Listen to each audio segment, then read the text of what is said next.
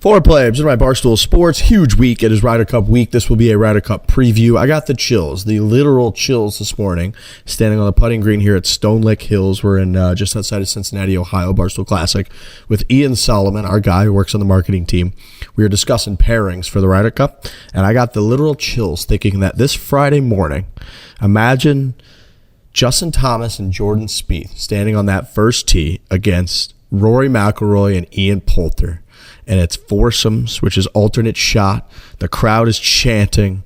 And we've got, after 3 years of deliberations, of back and forth, of controversies, of all kinds of hype and lead up that goes into the Ryder Cup, it is just balls in the air at Whistling Straits in Wisconsin. It's like 66 degrees. A couple guys got their winter caps on, maybe those giant fucking gloves they wear to keep their hands warm.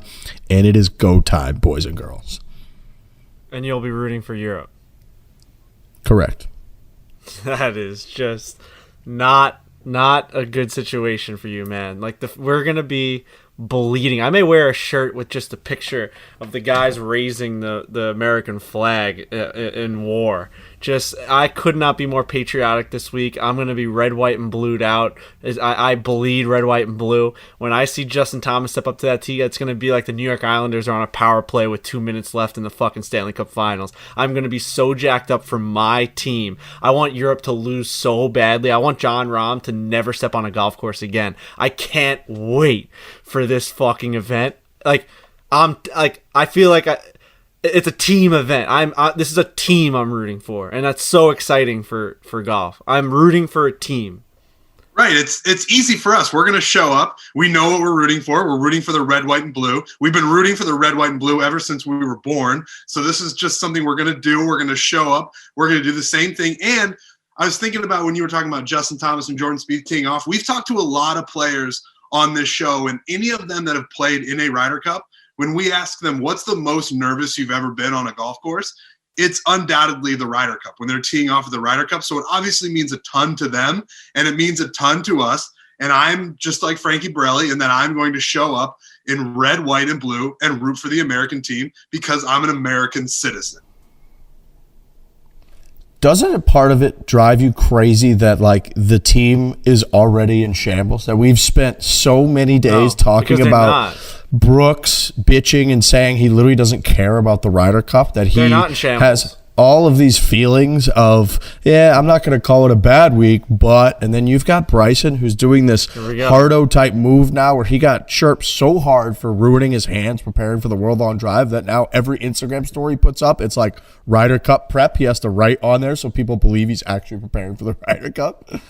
You sound like Jeff Shackelford. You sound like every media sheep. Oh yeah, I sound like Jeff Shackelford. You do. You're just like you're picking apart the two guys that everyone knew were going to be drama queens going in. It's like every team has drama queens. You can pick any national championship team, any World Series team, any Stanley Cup champion team. There's always those prima donnas on the team, but they end up getting through it. We're not. You're not talking about the Daniel Bergers, the fucking Tony Finau's, the Colin Morikawas, the Dustin Johnsons, the Harris Englishes, the Patrick Cantlays, the Xander Schauffele's, the Scotty Schefflers, the Justin Thomases, the Jordan Spieths. Why aren't you saying any other fucking name, Riggs? Stop talking about these dumbasses that are on the team. But there just aren't. Like when you go to the Tampa Bay Lightning, they weren't going into the Stanley Cup final being like, well, it looks like Steven Stamkos is really talking only about himself. But no, they're not. They're not doing that. You just made that up. Kucherov is like a Russian guy. No one knows if he's like for the team and stuff. There's always so because he's Russian, he doesn't care about the team? That's just not true.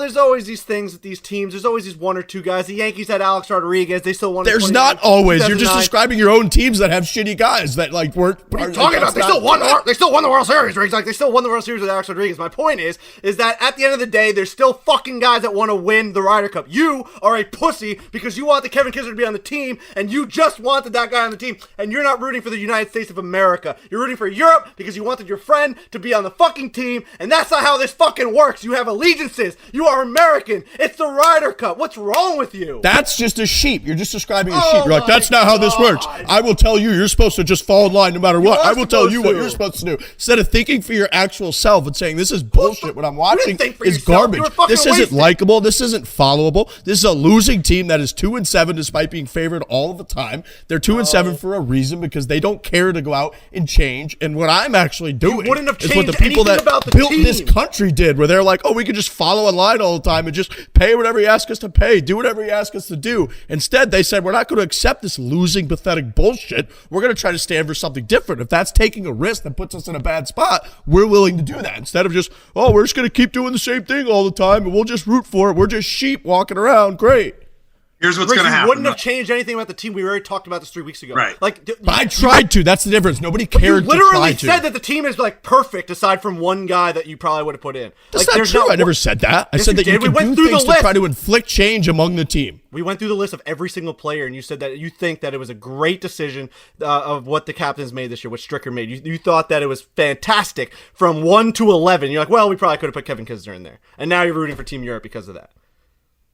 I'm rooting for Team Europe because I put a tweet out. You know that that's correct? Yes. Right.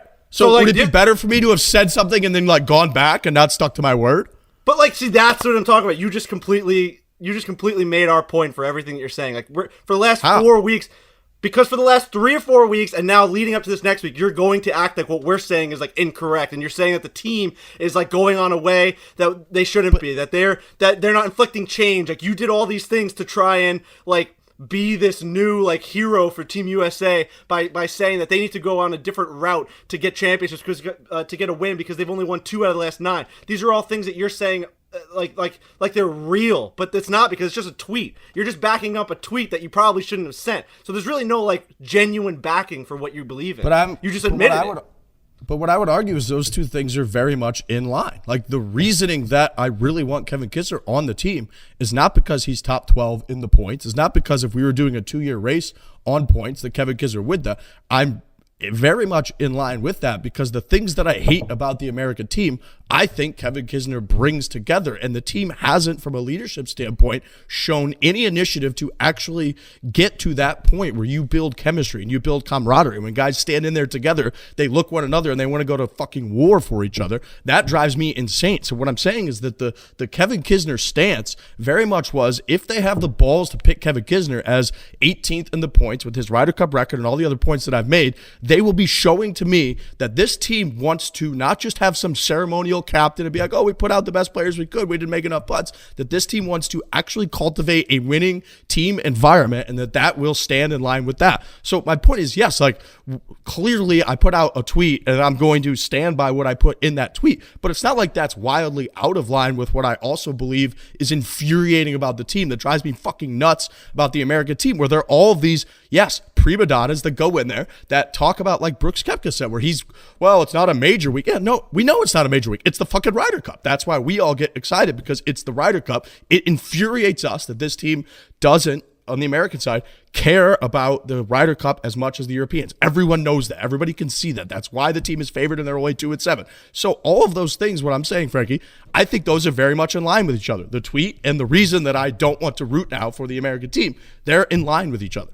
But again, you said that you would have picked the exact same team except for one player. You said you maybe would have swapped Kevin Kisner for Daniel Berger. So, like, what else did you want this team to do? If you have all these, like, genuine beliefs about this team and the way that they're going and how they're not doing the things that you want to do, and that they're, like, pussies and they don't want to pick the guys that will make the team better, who would you have swapped out? Like, I can continuously keep going back to that comment of you saying, oh, yeah, like, that is the right thing that they did. Steve Stricker picked the right team. He did pick the right team because I wanted Kevin Kisner on the team. Right, but like, you're acting like there's this like ridiculously riddled lineup that like we'll never get over, and like they did the same things they've always done, but like we went through 1 through 12. It's the leadership, and I think that would have been the leadership picked 11 out of 12. The right thing that I wanted, but you do more than just pick a team. Like, leadership isn't. Guess what? A general manager isn't a leader. They're a general manager. They just pick the players. So that's not the same thing. A coach actually cultivates and leads the team. So what I'm saying is, like, just picking the players isn't like, oh, pluck, we picked you, now just go win. Like, there's more to winning and creating a team winning environment than just picking a player. And they went to Whistling Straits, did like the practice rounds. I mean, like what else? Like what are they not doing? That was literally what Kiz described on the show as like these corporate hollow outings that they do that's supposed to like build a team instead of actually working to build that team over years. I don't think that they've done that. Like Kiz said on our show, where he's like, I think you build a lot better camaraderie, you become boys with each other if it's a lot less formal and it's these fun little events where if guys that drink want to have a couple of beers, or if guys that want to go out to dinner. Instead, it was like a media outing. They put out all these videos, and it was that doesn't seem like they're really out there being boys and gelling. That seems like they did it for the cameras, no? Yeah, I guess like Justin Thomas and Jordan Spieth and Xander Schauffele like aren't boys and they don't want to win. Like I guess it's always just the same thing. Well, that's always a straw man. I never said that. I didn't say that. Well, I'm saying that, like, you're kind of implying that that's happening. You're acting like the fucking European team's at the pub every single night, or they're hanging out at Rory McIlroy's house playing Madden every single second of the day. It's like they're probably doing the same shit. And I just think the United States team is getting absolutely fucking destroyed in the media because of these two assholes, but no one else is talking about the rest of the team. The rest of the team has camaraderie. The rest of the team is going to rally around each other. You're just, like, not pointing out that there's guys on this team that want to win. I don't understand why this team gets this blanketed just because they're 2-7. assessment. That's why. That's why. That's the answer. But they have 6 rookies. Like you're just not, and they're also favored. So why are you not allowed to just say like this team is going to go there and win? I don't understand why it's like the same bullshit that's happened for the last 2 decades in the media. That's why I say it's like the Shacklefords of the world. They're not like looking at this as like a new age United States team, which I think it kind of is. And I think the reason is because they've claimed that many times. After, what was it, 2014, they did a Ryder Cup task force. They were going to change the whole thing. We got blown out in France. Like, that's not – so, like, the reason the media is sort of being like, it seems like it's going down the same direction, I think, is because the team also has for 2 decades gone down the same direction. And yes, a lot of like, it's 3 years of hype, right? Instead of 2, which 2 is already a really long time. Like, to go 2 years in between events is forever. Now you're going 50% longer. So clearly, I think there's going to be more and more build-up and hype and people dissecting every single aspect of the entire thing than there was before. So yeah, that's obviously a part of it, but I don't think that the media is like out of line by pointing out that the team is 2-7 and they better show that they're going to change something. We do need Bryson and Brooks to shut the fuck up.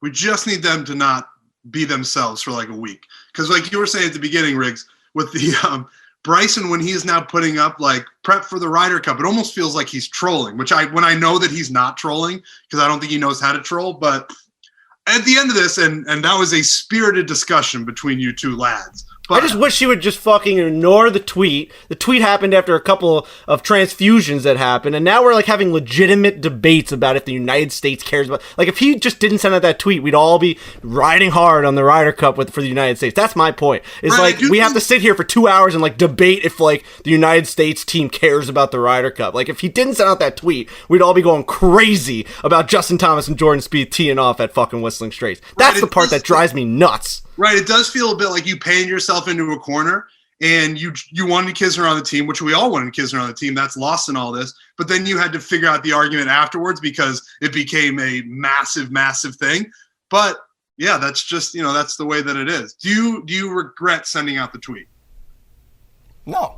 Okay. That's crazy, because now you're saying things like, oh, like they had a task force in 2014, like they won the fucking Ryder Cup in 2016. So it's like this team like has a chance to just go out there and absolutely dominate Europe, and you're just going to be on the wrong end of it by saying like a couple guys had a couple bad comments, Brooks Koepka and Bryson DeChambeau, who have been in the media for 2 straight years, annoying the shit out of us with their dumb, petty arguments. And now we're just accepting that as like the new story for the Ryder Cup. Meanwhile, we all know that there's 10 guys, and even, dude, Bryson definitely wants to win the Ryder Cup. Like, now we're like making fun of him for writing "Go Team USA" on his Instagram stories. Like, we just can't win with this guy. Like now he's literally saying, I want to win the Ryder Cup, I'm practicing for it, and we're saying, oh, he's just lying now on his Instagram stories. Like, we're just picking apart anything we possibly can just to downplay this team. It's actually sad. I mean, I can't predict the future. We can't do that on this show. But if Team USA just wins, then we just win. And then we don't... They'll have won 2 out of the last 3 Ryder Cups, and, like, USA's back on top. I think like it goes back to the conversation we had, whatever it was, a week ago, of like, Do you think Bryson would rather win the World Long Drive on his own or win the Ryder Cup as a team? I think he would rather, if in his heart of hearts, I think he would rather win the World Long Drive on his own. I think it's the Ryder Cup. I think it's the yeah. I mean, you're gonna get if it's an opinion-based thing. I think it's the Ryder Cup. You got a little smirk on your face. I don't think you believe that. Well, I don't think either one of you believes that. I don't think either one of you believes that. I smirked because I don't think it's possible for a human being to want to win an exhibition long drive event, like whatever he's. I don't even know what kind of long. Is this the championship long drive? Does long drive have like?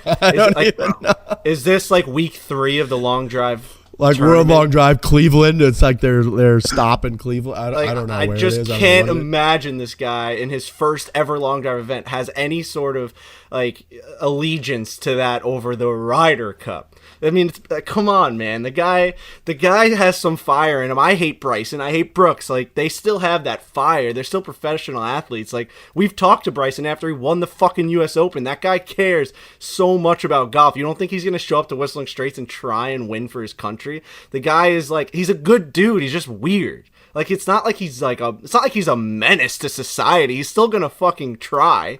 That's what I don't get about people. Yeah, but I think like what you keep saying is like they're not going to try to. Of course, they're going to try to win. Of course, they prefer to win the Ryder Cup to losing the Ryder Cup. I don't think anybody's arguing that. But dude, in your fucking loins, in your heart of hearts, deep down, like to care about winning the Ryder Cup above anything else, I think a lot of people, from even objective standpoints, looking at the Ryder Cup over the last 2 decades, believe that passion for the Ryder Cup burns in more of the European players, if not all of them, than it does in the American players. I think that's what people, when you look at a team that's been favored the majority of the time, yet has only won 2 out of 9, like I think that a lot of people look at that as the reason. And I do agree with you that like go turn on any media news, whether it's real news, whether it's sports, whatever, people gravitate towards the negative. And like 2 out of 10 guys we're going to like focus on because it gets headlines and it gets drama. Meanwhile, there's 10 of them or whoever on the American team that like have their head down, that are doing the right things, that are really focused and winning. And like for the tournament, like as a whole, I think like that's what you want. You want like everyone to be buying in as much as possible. You want everyone on both sides to be going as hard for their country or continent or whatever as possible. And you want it to come down to like blood, sweat, and tears in a final putt and be off the charts. And I think it drives a lot of people crazy that hasn't bled through on the American side for 2 decades. And that seems to go along with like these people becoming bigger stars, making more money, claiming 2 decades ago that they like weren't going to play unless they got paid. And then Phil going after Tom Watson and then Reed going after the media. And now you've got Brooks and Bryce. I think a lot of it just adds up to infuriate a lot of fans of the Ryder Cup, and here we are. And yes, like I said, I think it's fucking 3 years of hype that like people don't have anything else to talk about, and now here we are, and so those things are going to get highlighted, but we don't know until we fucking know. That's pretty much it. Like we just don't know until we know. See, that's the point that I just can't get over. Like everyone always has these ideas about these teams. It's in all sports, right? Like, oh, the Flyers are a tough team to always play against in Philly because of like the Broad Street Bullies back in the fucking 70s. Like we're acting like this team right now with the 6 rookies, with Justin Thomas coming in as who I think is going to be Captain America of this team, and Scotty Scheffler and all these guys with all this new blood and all of this. They have all this fire to win, and we're just acting like they're the same Phil Mickelson versus Tom Watson Ryder Cup team, right? Like you can't just blanket it over and be like these guys are those guys and like this team is that team. Like just because Team USA in general over the last 20 years, because it's generally been the same team, same captains, same leadership. Like this is not that team, and I'm looking forward to a new age of the Ryder Cup. And I know we said that before when they had the task force in 2014, but it's like, you know what? They end up winning a Ryder Cup after that. Like this is a new generation, and we've seen that in the PGA Tour alone, just like how young the winners are now, and just how amazing golf is, even without Tiger Woods. I never thought I'd be able to watch and love golf without Tiger Woods in it as much as he's not been in it these last couple of years. With every single Sunday, like there's a new guy that we are obsessed with watching, and a lot of them are American, and they're all on the Ryder Cup team, and I fucking love this team. I do think that they have a new outlook on golf. I think that these guys are going to take Team USA to where we need to go, and they are going to be the guys that have the fire, and they are going to be the guys that go to the bar together. Like I just hate that we're acting like they're the 1999 fucking Ryder Cup team. You know what I mean? It's fucking bullshit to me.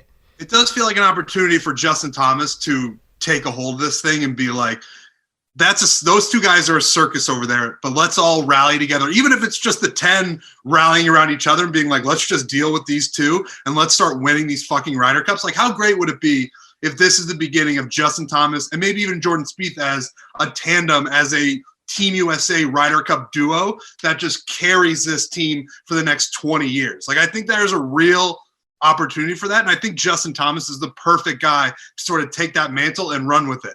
Will it happen? We don't know, but it seems like Frankie's saying, we are now turning the page into this new generation where we don't need a task force. We don't need Phil and Tom Watson, all these guys bickering at each other. Let's just be the Team USA that we want to be, and let's just dominate this thing for the next couple of decades. Justin Thomas has 2 first names. He's as American as it gets. It's like this guy is going, and Trent Ryan, dude. I never thought of that. America, baby. Holy fuck, dude, you have 2 first names. You've never thought about that? No, man. What's your middle name? Don't worry about it. What's your middle name, dude? My middle name is Michael. So you got 3 names. I got 3 first names. You got 3, just Trent, Michael, Ryan. That's just 3. That's a roll call. Names. That's a roll call in Middle America gym class. Just Trent, Michael, Ryan. You just raise your hand. 3 desks are all in the same place. Just you guys got your own little pod over there. It's just Trent, Michael, and Ryan are all here this morning at 7:45. Dude, you got 3 first names, man. All right, that's good shit.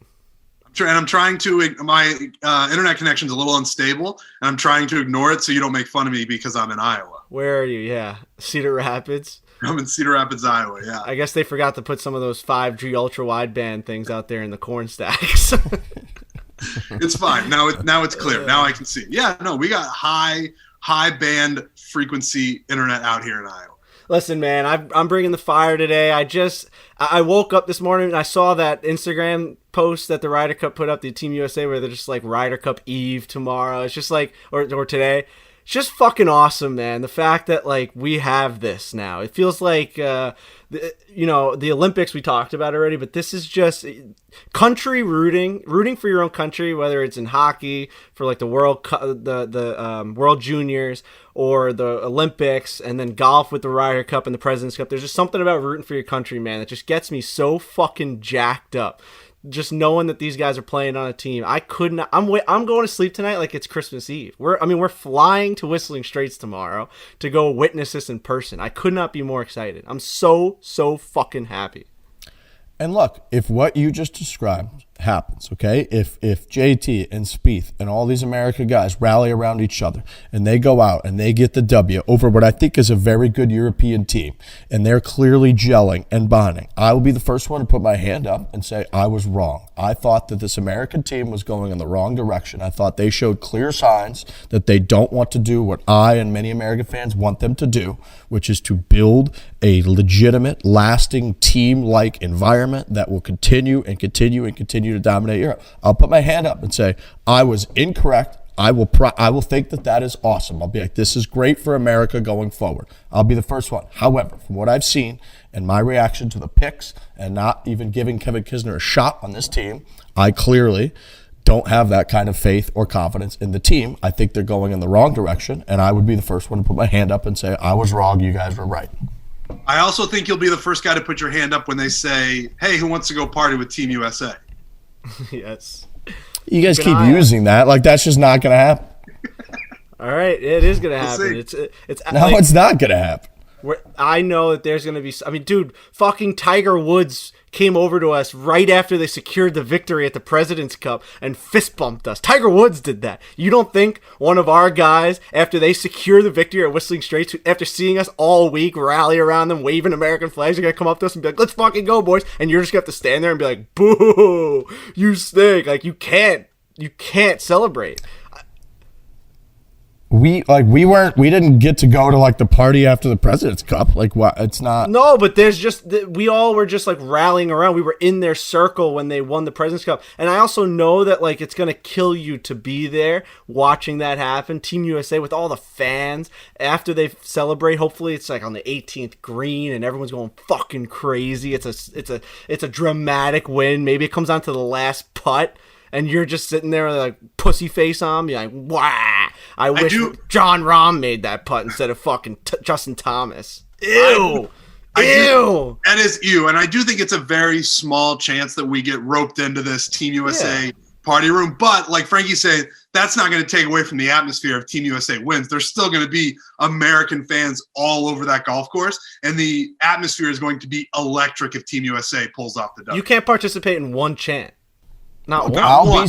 I'll be the one standing there, like I just said. You guys just got it. I'll be the one standing there saying, hand up, I was wrong. You guys were right. The American team did what I didn't think that they were going to do. I'll be the one saying that. However, you guys have to realize, like, if it goes the way that I believe it's going to go, if Europe does and showcases what I believe the American team and wish that the American team would do, and goes in as massive underdogs and rallies as a team on foreign soil with no fans outside of me and beats the American squad, like, you realize that I'm going to have a moment too where I'm like, yeah, this is what I didn't like about the American team. This is what I liked about what Europe does. This was what Europe is doing right here, right? It'd be like when the Soviet Union team in 1980 had to stand there and be like, you know what? We're actually amazed watching the Americans because of how much emotion they have after this victory over us. It'll be a similar moment. We'll have to stand there and be like, look, that European team that's going nuts and just came over and stole an American victory in Wisconsin in the heart of America, like, that will have to be a turning point moment as well for you guys as American fans and say, yeah, we need to change the way we're fucking doing things because we just got beat and upset as massive favorites on home soil. I won't do that because I'm a Team USA fan for life, and we have been talking for the last 3 weeks about how we think that they picked a very good team and how they're putting forward. I mean, I don't know who else they're supposed to put on this team. If they don't win, then they're just not good enough. It has nothing to do with how many. That's one. If they don't win, Rick, it's because they're just not as good of a team as Europe. Then, because like I don't know how many beers they have to drink together to just like beat the other team. I mean, you're acting like you got to play darts to win a golf match. It's crazy to me. Like we have the best players possible. You're acting like locker room guys in sports don't matter. Like that's not. But like you also need just like talent, right? You need fucking talent. We have talent. We've had more talent than them for 2 decades. We have the talent. But they're just not winning. How come we're not winning? How come we're not winning? Because when they're on the tee box, they're just not playing better golf than the team in Europe. That's just whose job is that to get them better? It's called leadership. When you have more talent and you don't win, you need better leadership. That's just sports 101. But they won in 2016. They still win. Like it's winning and losing in sports. You can't like always pin it down to how many beers you had at the pub prior to the match. It's just like they just didn't play well those weeks. I don't know. Like you really think we're not putting out the best players and the best team possible? This team is fucking awesome. They're literally 2-1 favorites. I don't think we've been putting out the right players. Correct. They're 2-1 favorites. Like everyone in the world thinks they're gonna win, and then when they go out there and lose, it's like, oh, they just had a fucking bad week. Like it doesn't always come down. It doesn't always come down to how many beers you had prior to the fucking match. It doesn't always come down to how many movies they watched and played patty cake. It just comes down to just playing better. Like they just have to play. But when you are the more, but Frankie, when you're the favored team more times than not, and you are 2-7 over the last 9, you can't just constantly draw it up to like, yeah, we need to play a little better. Well, you have to think about like, what can you do to cultivate an environment where we play better instead of just saying, I hope we play better. Like that's what coaching and leadership and building a team, like that is why those things are real things, I think. So if Europe just gets trounced and run out of the building, like did they not have enough camaraderie? Did Rory McIlroy not whip everybody into shape this year? Does Europe not care about the Ryder Cup anymore if they just get absolutely blown out of the building this year, or did USA just play better?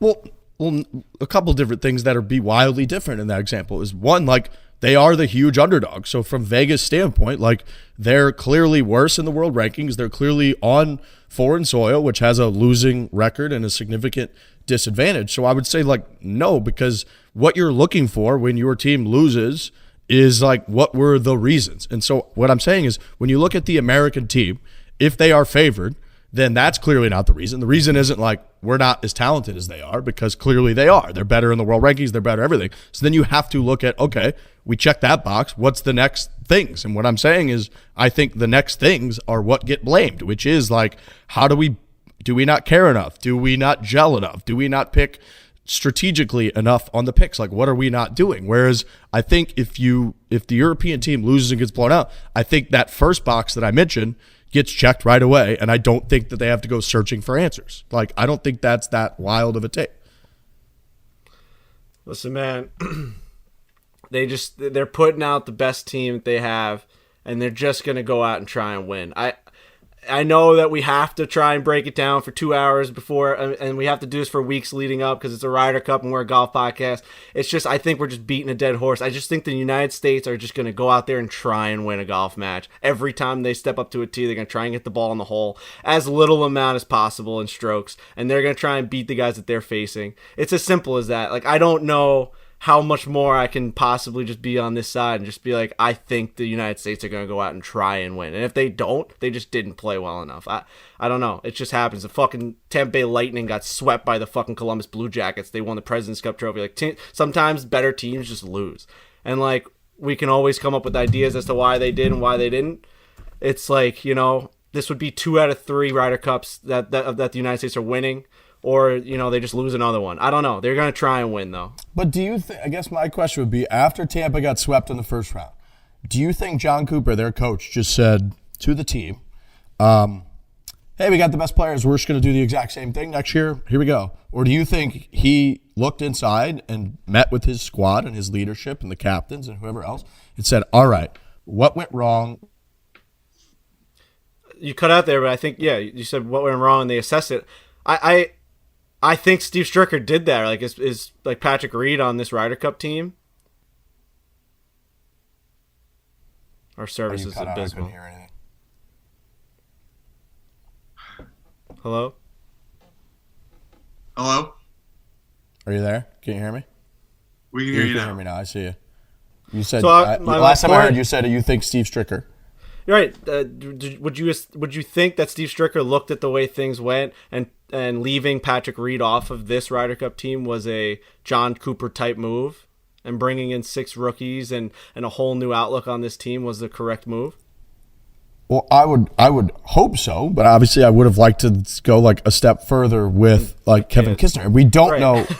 We don't know what's going on like behind the scenes. We don't know like how much Steve Stricker is or isn't like trying to cultivate this environment, what those meetings are like. We don't know those things, but like clearly from my standpoint, the points that I've made, I hope that that is the case. Like I hope that they didn't just kind of do what it felt like you were describing, where it's like, well, we're just going to put the best players out there again and hope we just win.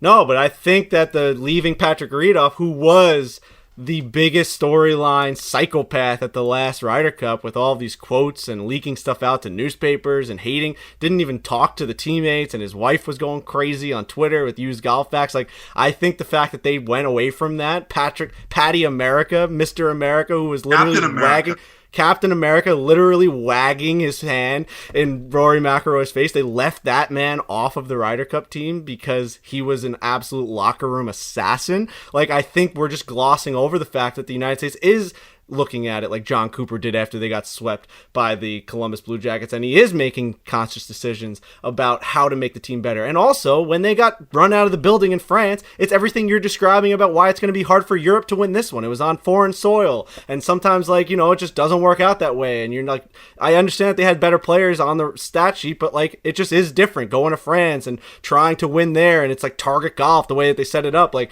things just fucking happen, and now I just think that they've assessed their team. They lost the last one, they won the one before, and they're ready to win again. It's a new fucking franchise. This isn't your 2004 or whatever years it was Ryder Cup team. This isn't Phil Mickelson and Tom Watson. This is Justin Thomas and Xander Schauffele and Jordan Spieth. That's who this is. And it's just, and we can keep fucking talking about it. We don't know what's going to happen. I just know that they're trying to win the Ryder Cup. They are actively trying to win. They want to win bad. They want to win bad. Real bad. They want to win. Right. Can't predict the future on this show, but I think Team USA is going to win. But I think the last teams wanted to win too, but I don't think they did the right things to win. Clearly, they're doing the right things, man. They just didn't put Kevin Kisner on. You're just too close to the sun on this thing. If you were just a general fan looking back and not having the connection, you'd be like, oh yeah, I kind of like the look that this team has. I kind of like the direction they went this year. It's pretty cool, actually. And like you just said, and I agree with it, we don't know what's going on behind the scenes. Your big thing is that they're not connecting enough. They're not going out and they're not drinking. They're not watching movies together. But it is we don't know anything about this team right now. It's so behind the scenes that maybe they are hanging out. Maybe they are gelling. We just don't know. Yeah, and I guess my answer to that would be the only things that we do know are negative. The only shit that we see is negative.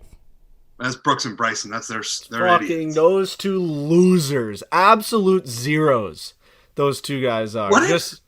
Bro, why don't we Stricker should just sit them throughout the whole Ryder Cup and just play the other 10 guys. Did you see? Now we're talking, Trent. Daddy, see that's the kind of shit that I want. Imagine that. Imagine how funny that would be if he just didn't play Brooks or Bryson the whole time, except Sunday, obviously for the singles. But before that, just sit them. I'd honestly rather him sit Brooks than Bryson. I think Bryson deserves it more than Brooks does. Brooks is really, really taken a downturn when it comes to his public perception. Telling you, I love it. I think if they just sat Brooks the whole time, it'd be awesome. That's actually a great idea. That'd be amazing. That would be amazing. But I still wouldn't not have him on the team. You got to hope that this guy's going to show up. He's one of the best players on the planet. You can't just not have Brooks Koepka on the team, but maybe you could send a message once he's there. Maybe that's your camaraderie. Everyone can rally around leaving one of the best players on the team on the bench. That fucking Barry Trotz does that with Matt Barzell all the time. Third period, where the fuck's Matt Barzell? Guy's the best player on the team. He's sitting the entire period because he didn't back check. I see, but I'm not going to all of a sudden root for the Rangers if they put him out there, is my point. But I agree, there could be some coaching decisions within the team. Brooks Koepka is an absolute fucking liability when it comes to his every time he speaks now, it's just he's digging himself a deeper hole. What's wrong with this guy? What's wrong with Brooks Koepka? I mean, for the longest time, he didn't say anything. He wouldn't say a word to the media. And then I think he said after he won a couple majors, he's like, I feel like I've earned the right to have an opinion about certain things that go on in golf. And now you're right. Every time he says something, you have to take a deep breath and think, what bridge is he going to burn next? Or what teammate is he going to piss off next? It's really something. How far we've come with Brooks Koepka is pretty insane. See, I think it would send an awesome message if it was if you go out there and you make comments like you don't care about the Ryder Cup, or when you win holes or you hit good shots and the other guy doesn't, that you're kind of well, I did my job. If Steve Stricker sent a message, so yeah, you make comments like that, you're sitting. You're not playing until Sunday singles when we have to play you. I think that would be awesome. I think that would send such a message to the American team of yeah, we don't give a fuck who you are. We don't give a fuck how many majors you've won. This is a team. This right here isn't going out as an individual for 72 holes and trying to shoot the best score. This is going out there in a match with one of your fellow countrymen and trying to defeat this other continent. I think that would be awesome. I don't think they'll do it. But it would be, even if they sit them for the first day, full day, I think that would send a fucking awesome message. You either do that or you pair them up. It's as simple as that. Right. You pair them up for alternate shot, and it's the greatest United States Ryder Cup moment of all time, where Brooks Koepka and Bryson DeChambeau overcame all odds, and they literally got the ball in the hole together, and they won. Come on, man. If they can somehow figure out how to do that, it's an all-time sports moment, not just Ryder Cup or golf moment. It's an all-time sports moment of these two lunatics coming together and gelling. Did you see some girl? I saw Phil responded to a tweet about the that idea, which by the way we had on this podcast 2 or 3 weeks ago. I saw that Phil responded to that because I think it was Butch Harmon who had the idea or tweeted the idea or whatever clip. Phil responded to it and was like, haha, I don't think that's gonna happen, and he's one of the assistants. Yeah, some girl tweeted at us, or maybe even Instagram DM'd us. I think she was at a event and Steve Stricker was out there, and she was like, oh, when are we gonna see Bryson and Brooks together? And he just laughed at her and was like, ha ha ha, absolutely not. It was crazy, in front of everyone. He was like, absolutely not. I don't see why not. Grabbed a water. Ryder Cup captains are always trying to avoid the headlines and trying to avoid the heat. that's already happening. Like we're in headline central already. So why not just make a bigger headline and try to fix what's going on and pair these two together? That's the only way this is going to work, aside from sitting Brooks until Sunday. I guess as a coach and as a captain, it's hard to plan like your first round of this tournament and on the basis that you think that maybe a miracle is going to happen. You know what I mean? Like, I think you kind of just go with the X's and O's and be like, all right, like, let's not take the risk on this once in a lifetime, all-time sports moment, and let's just not pair them together, because the opposite of that is they are a train wreck. They don't speak. They don't talk. They don't talk about what club the next guy should use. Like, there's just no communication between them, and they lose on the 12th hole. Like, there's just no, they don't have an option. Yeah, but even if they don't speak and it's a complete train wreck and they hate each other the whole time, we already know that that's true. And then the other 10 guys can just be like, fuck these guys, man. Like, they don't want this at all. Let's just sit them, and then let's try and win this thing with us 10 as opposed to these two. Like, I don't think those two hating each other throughout an entire round of golf is the worst thing in the world. Yeah, we want to score points. That's the point of a Ryder Cup. But, like, I think the risk of them being like that doesn't outweigh the reward of them coming together and winning a point, and that being the rallying point for Team USA. Yeah, I agree with that. I also think, right, there's certain personalities that no matter who you pair them with, like, what they want to do is just be in their own world. Yeah. So, like, and I think the two of them are probably like that. I mean, I guess we all kind of think they're like that. I mean, I could see Bryson maybe being a little bit, like, needy and wanting, like, man, I want these guys to be my buddies and high five me like that. I've been looking for he's been like Tom Brady looking for a high five for like 5 years, it feels like. So maybe him being with a guy but I think there's a good chance the two of them are pretty individualistic anyways. If you put them out there together and you got the win, which again was something we discussed, it came up like 3 on this show. I think either sit Brooks for the first full day or first full 2 days, or go the other route and like put those two together and just kind of see what happens. The other thing I was noticing is that what's really interesting is the format is the morning rounds on Friday and Saturday are alternate shot, which I'm just so used to that being the afternoon session. And historically, like, I think we suck at alternate shot. And so going out there and seeing, like, if America can get a couple points or not, like, lose that first session, I think, like, U.S. guys start to get a good amount of momentum, because again, that's always been where like the whole gelling and chemistry narrative has come from, has been like 4-ball and singles. I think we've been pretty damn good, but alternate shot, it's been pretty dicey ever since that clip of like Tiger up against a fence because Phil hit his tee shot over there. I do, going back to what you said about Bryson Brooks, I think it's at this point, I think it's pretty clear that it's up to Brooks to extend an olive branch. Bryson certainly wants to be liked by everyone, and again, this isn't going to happen. This is just, we're really going high on the theoreticals here. But like, if Brooks just hugged Bryson on the first tee, like, let's just, come on, totally, let's just do this. Like, who cares? This thing is played out for way too long. Bryson clearly would want to be liked by Brooks. Brooks just is in total fuck you mode for 12 months now. Just like, make it happen. Who cares? Even if like they came to the first tee and Bryson was like carrying fucking Brooks like piggyback style to the first tee, even if they went out and then they were just like positive and smiling, even if they went out and lost that match like 2 down, but they were all positive, I think that would squash the whole thing, and I think it would build a lot of positive momentum. Like, even if they lost, if they were positive about it.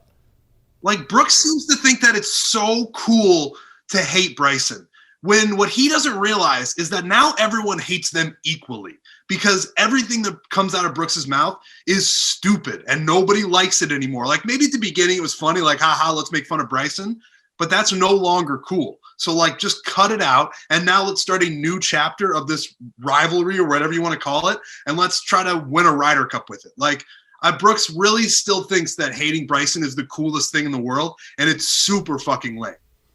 Even Lurch and I can get matched up together and play in matches when we do these travel series. Like, Lurch and I couldn't be more opposite of human beings, hate each other on the podcast, can't even look at each other, can't speak to each other.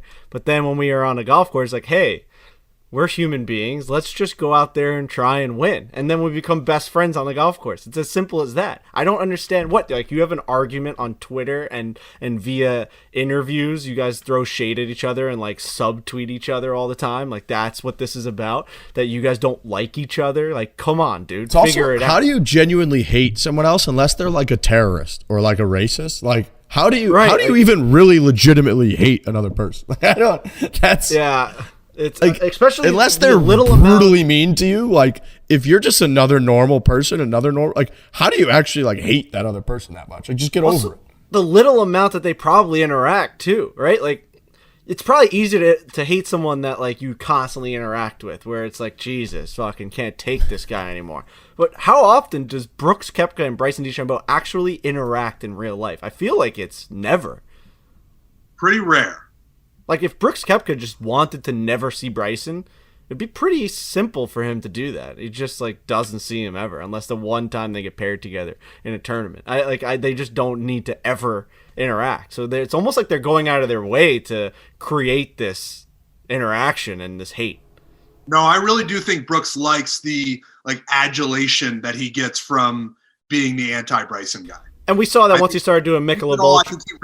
I think he reads all the comments. I think he looks at all the tweets, and they're like, yeah, fuck that nerd. When, like, you're right, they never interact. He has no real, actual reason to hate Bryson this much. We saw that very clearly when he started doing Michelob Ultra commercials based off of his hate for Bryson, and because it was literally becoming viral, like Brooksy stuff was becoming viral, that Brooks Koepka saw so much how many people enjoyed his hate of Bryson that he actually made a commercial about it. So, like, that's as bullshit and petty as it possibly gets, where he sat there in his backyard, drank a Michelob Ultra, and said, anyone that says, like, Brooksy, you get, like, a free Michelob Ultra at the tournament, or whatever that fucking promotion was. Like, that's how fake this thing is and how stupid it is.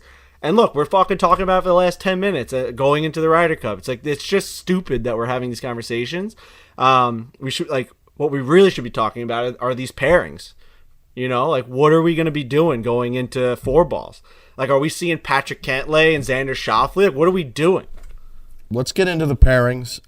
First, for anyone who ever complains about ads, okay, we're 46 minutes into the show. This will be the first ad read of the show. So if you get 3 ad reads in the next 10 minutes or so, you know, you need to understand where that comes from. Because Frankie and I were basically standing up screaming at each other for the last 45 minutes. I didn't want to blow that. So we're going to go to Owen's Mixers, which, by the way, we're having a lovely event Thursday at the Baths, which is Golf Kohler. Cool trophy. Do you guys see this fucking trophy that we made for this thing? Holy shit, dude. That is an all-time trophy. I didn't know how it was possible, but then I figured out the logistics behind how this fucking trophy even stands. But, I mean, all-time trophy. Whoever wins this thing, do they get to keep that thing, or is it going to have their name on it? Like, I think they get to keep it. If they get to keep this trophy, I mean, it may be better than the Stanley Cup. I've never seen a trophy like this. It's 2 floating transfusion cans with the grape juice flowing out of it. It's flowing. Like, the grape juice is mid-flow on a trophy. It's crazy. Frankie, when you first saw it, did you think that the liquid was real? I didn't think the liquid was real, but I just couldn't wrap my head around how the cans were staying up. I still can't either. And the Baths is such a great name for a golf course. It's gonna be. I'm excited for you guys to see it too, because it's cool. It's a fun track. There's water everywhere. That's why they call it the Baths. Owen's Mixers, though, all right, they're going to be all over the Ryder Cup, so you're going to be seeing us probably drinking them at Whistling Straits, other fans drinking them. It's a great cocktail no matter what. You just pour it in with your favorite liquor. Most people choose vodka for the transfusion. Tastes delicious. Owen's done a great job whipping up all kinds of delicious mixer flavors that you just pour in, again, with your favorite liquor of choice. It might be tequila. It might be vodka. It can be really whatever, gin, whatever you want it to be. Pour it in. You have an awesome cocktail. You go to owensmixers.com, check the store locator, find a store that has Owens near you. You can use Amazon. They got next day shipping. You can also check out a Publix, Kroger, Total Wine, CVS, Ralph's, Winn-Dixie to find the nearest location to you with their store locator at owensmixers.com. These guys work really hard to get the Owens in as many stores as possible. So if you're sending a tweet to us or a message, DM, whatever, hey, why isn't it here? Why isn't it there? Like, we're following up on those leads. The Owens guys are following up. Josh, the whole crew over there, trying to get Owens into as many spots. They've done an awesome job. So go support them, support us. Check out Owens Mixers. And then again, if you get another ad read in about 3 minutes, that's because we're screaming at each other and I didn't want to interrupt the conversation. Pairings. So I think we went through. I think that my guess is that Captain Stricker leads off with his Captain America now, which is Justin Thomas, and maybe the most beloved player on earth right now, which is Jordan Spieth, who gets everybody going. I think the two of those lead off. I think they're first. I think you're going to have Justin Thomas standing up there with the driver on that first tee and absolutely roasting, trying to roast one and get the crowd going. And I think that the European Patrick Harrington's going to lead off with either Rory or Rahm is going to be in that first group, I think. Imagine Rory, obviously one of the best drivers of golf ball in the world, like standing on that tee, probably with like an Ian Poulter, or a lot of people are saying Rahm's going to play with a Victor Hovland. But you're right, Frankie. Getting into the pairings, it's almost as exciting as watching the Ryder Cup, is just thinking for like weeks in advance of who they're going to pair together. Before we get to the pairings, I have chills going up my body right now because someone tweeted at us this thing about Tiger Woods, and I then followed up. Are you seeing some of these things that Steve Stricker said about Tiger Woods possibly showing up to the Ryder Cup? What did he say? He goes, he could be there physically with us, or he'll be at home on the phone with us. I've already gone back and forth with him with texts. He will participate. He wants to participate. He wants to be there for the guys. He's an unbelievable player, right? But I think he brings more to the table as captain or an assistant captain. It's odd saying that, but he's so fully invested in all things Team USA. So many guys look up to him. And when he was an assistant or a captain, he had the time to be in everybody's back pocket. He is all there. I think that helps the camaraderie. Come on, dude.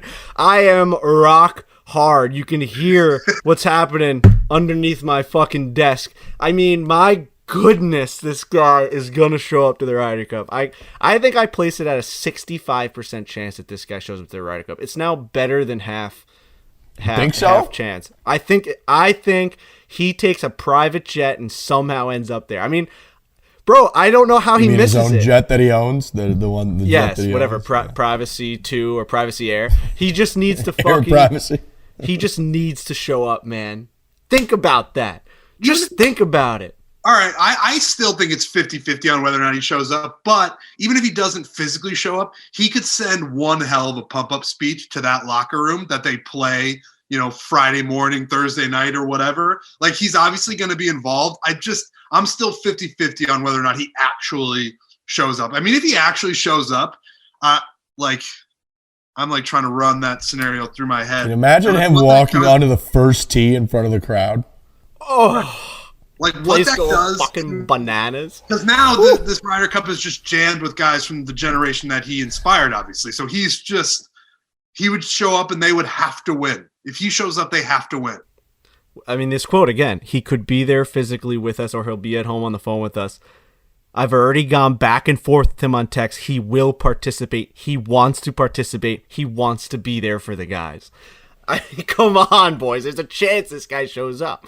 There's a chance that on the first tee, as Justin Thomas is putting his ball down, like you already hear the roar, but then you hear this second roar of a guy just emerging from the tunnel. And he's standing there with his arms crossed, and he's got his fucking little windbreaker on and his windbreaker pants. He's got his earpiece in. That's right, Trent. And the place does love goes the windbreaker pants, dude. He loves crazy. The place goes crazy, and he doesn't even acknowledge him. He just stands there with his earpiece in. He's talking comms. Remember when we heard him? He lost comms. Back on comms. Back on comms.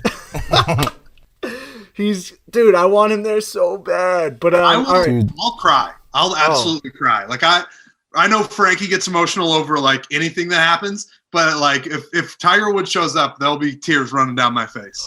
Buddy, you think I won't be crying on that team? I'll be crying upset. and rooting for the other team. You'll be sad. You'll be actually sad. Let's crank out these pairings. So already off the rip, you say the name Rory McIlroy, and I start to get a little nervous. So it's where are we going? Are we going to do Are we going to go what we think the pairings are going to be, Europe versus USA, or are we going to go straight down the list? Let's go. You want to do American team first? Yeah, I do. Okay. Who do you think they got? Who do you think Captain Stricker's going out with? So I agree with you. My assessment of this is Justin Thomas and Jordan Spieth. I don't know how you could possibly not pair those two together. They have to gel the best. I mean, I don't know how they all. I mean, I would say the third guy that pairs with them is probably Xander. But that's a no-brainer. Trent, I don't know if you agree or disagree, but to me, it's JT and Jordan Spieth. Yeah, that makes the most sense. I mean, what a moment for those two. Obviously, they've been friends for a very, very long time. So to have them standing on the first tee at the Ryder Cup, getting the American crowd pumped up, I think that's a no-brainer pairing to start the Ryder Cup for the U.S. They'll get the guys going in the right direction, I think. Yeah, I almost don't know that there's anyone else you can lead with. Yeah. I think like there's almost not like a big enough name. Like unless those two aren't paired together, which I think everybody believes they will be, then you could lead with either one of them in the group. But I think, again, like send a message, get everyone excited, try to get a point and if you're captain striker, get a red flag up on the board early. I think everyone thinks we're going to see JT and Spieth first. Second pairing, now it starts to get tough, right? Like you don't know who pairs with who well. For me, I was thinking Patrick Cantlay and Tony Finau. I thought that would be a good one. We've seen them come down the stretch here in on their own ball, and there's just something about the way those two guys are playing. Matching them up seems like a nightmare for Europe. Like neither one of those guys can really miss right now. And when you pair two guys like that up, I feel like it's the ultimate golfer. Like Patrick Cantlay and Tony Finau are playing such good golf right now. I don't know how you can't pair them together. I feel like it's an automatic win. I mean, the more I talk it out, like, do you spread those guys out because of how well they're playing and mix them up with other guys? I don't know, like, that strategy. Like, do you play the two best guys together or do you mix them up with other guys? Well, I think, too, a lot of times they delve into what their strengths are, So, like, I think Finau obviously bombs the ball and is one of the longest hitters on tour. I could see I think there's a lot of theories that they're going to put him with Morikawa because he's such a good iron player. So if you've got, like, Finau bombing the ball out there and then you've got Morikawa sending darts in there, and then it's pretty clear, right? So, like, the way alternate shot is, if you tee off, like, one guy will tee off on the odd holes and the other guy will tee off on the even holes the whole day, no matter like who finishes the last putt or whatever.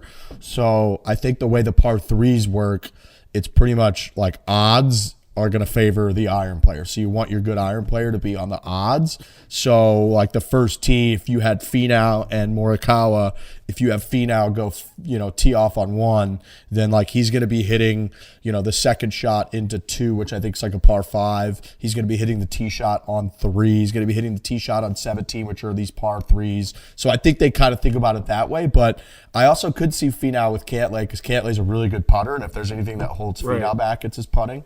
So I could see both of them too. And I could see Stricker mixing it up over the course of the week with those guys. Yeah. Yeah, in that same vein, I was thinking if Bryson and Brooks aren't going to play together, like if we're actually doing legitimate pairings, I don't know if that's going to happen, but like Bryson and Morikawa, I think would be interesting for that same reason of Finau and Morikawa. You get a guy that can just bomb the ball, and then you get Morikawa with a wedge in his hand, and that feels like a no doubt point. So yeah, I think if you mix and match, I like Bryson and Morikawa, honestly, because I think Morikawa could also calm Bryson down a little bit. But mixing a bomber with a guy who can throw darts, I think, is the way to go for the next pairing. Yeah, I really like. I think we'll see a little bit of all of that because I don't know if they're going to do the pod system. Like they've kind of been pretty quiet about it. It feels like, which I guess that's the way you want to go. It doesn't probably benefit you to like let other people know. I'm curious who DJ is going to play with.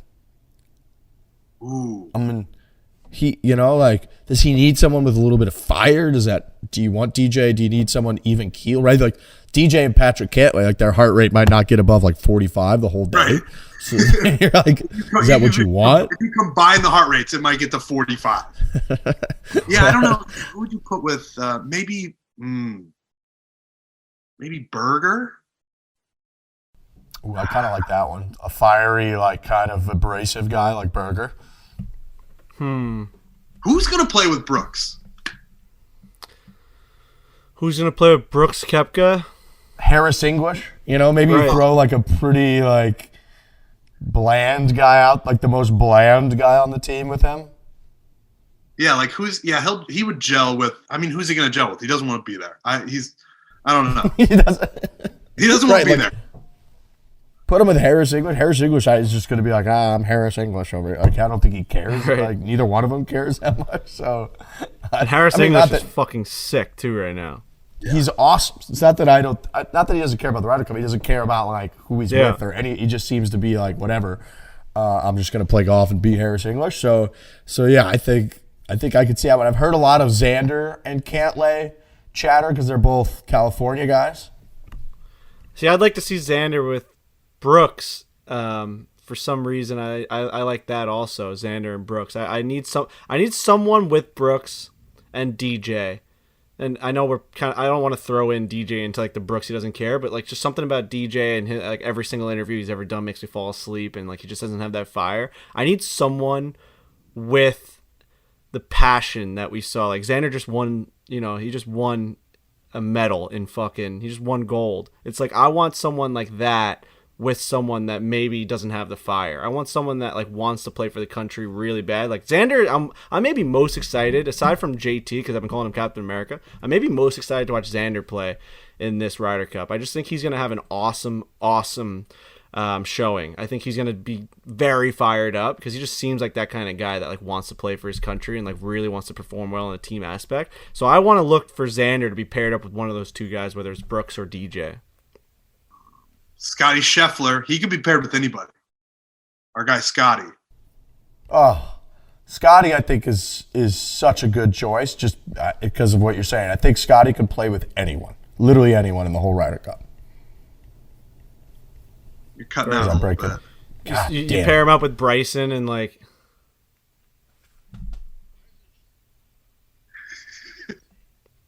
I don't know how Jake can possibly edit these podcasts because technically you're not breaking up to the listeners.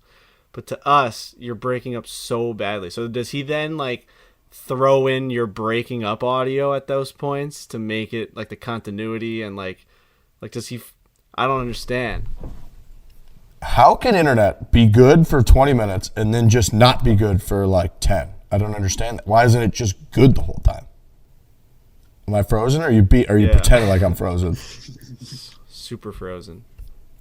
Fuck. Am I still frozen? You're better now. You're back now. You guys seem good now. Okay. Are we back now? You're back now. Should I do an ad read? Do an ad read. Yep. Cross Country Mortgage, much like us at Barstool, a people first group of people. Am I still here? Yep. Wow. They're dedicated to the fundamentals of mortgage lending, which results in a fast, convenient, and less stressful home financing and refinancing experience. Look. Buying a home, extremely complicated. A lot of paperwork involved, a lot of money involved, huge investment that you're going to be paying if you're getting a mortgage for a long time. The interest that you could pay, you obviously want to get the best deal that you can, but even the slightest change in your deal, your interest rate is going to cost you thousands and thousands and thousands and thousands of dollars over 10 years, 15 years, 30 years, however long it is. Cross Country Mortgage, right? Rates are an all-time low. May never get this low again. You call today for a fast, free rate quote. Our partners will save you a lot of money. Cross Country Mortgage will give you a free home valuation that is free to you just for calling. Frankie's got like his buddy over at Cross Country Mortgage that helps him out with this all the time. I've got a phone call today at 4 p.m. with my guy Chris at Cross Country Mortgage.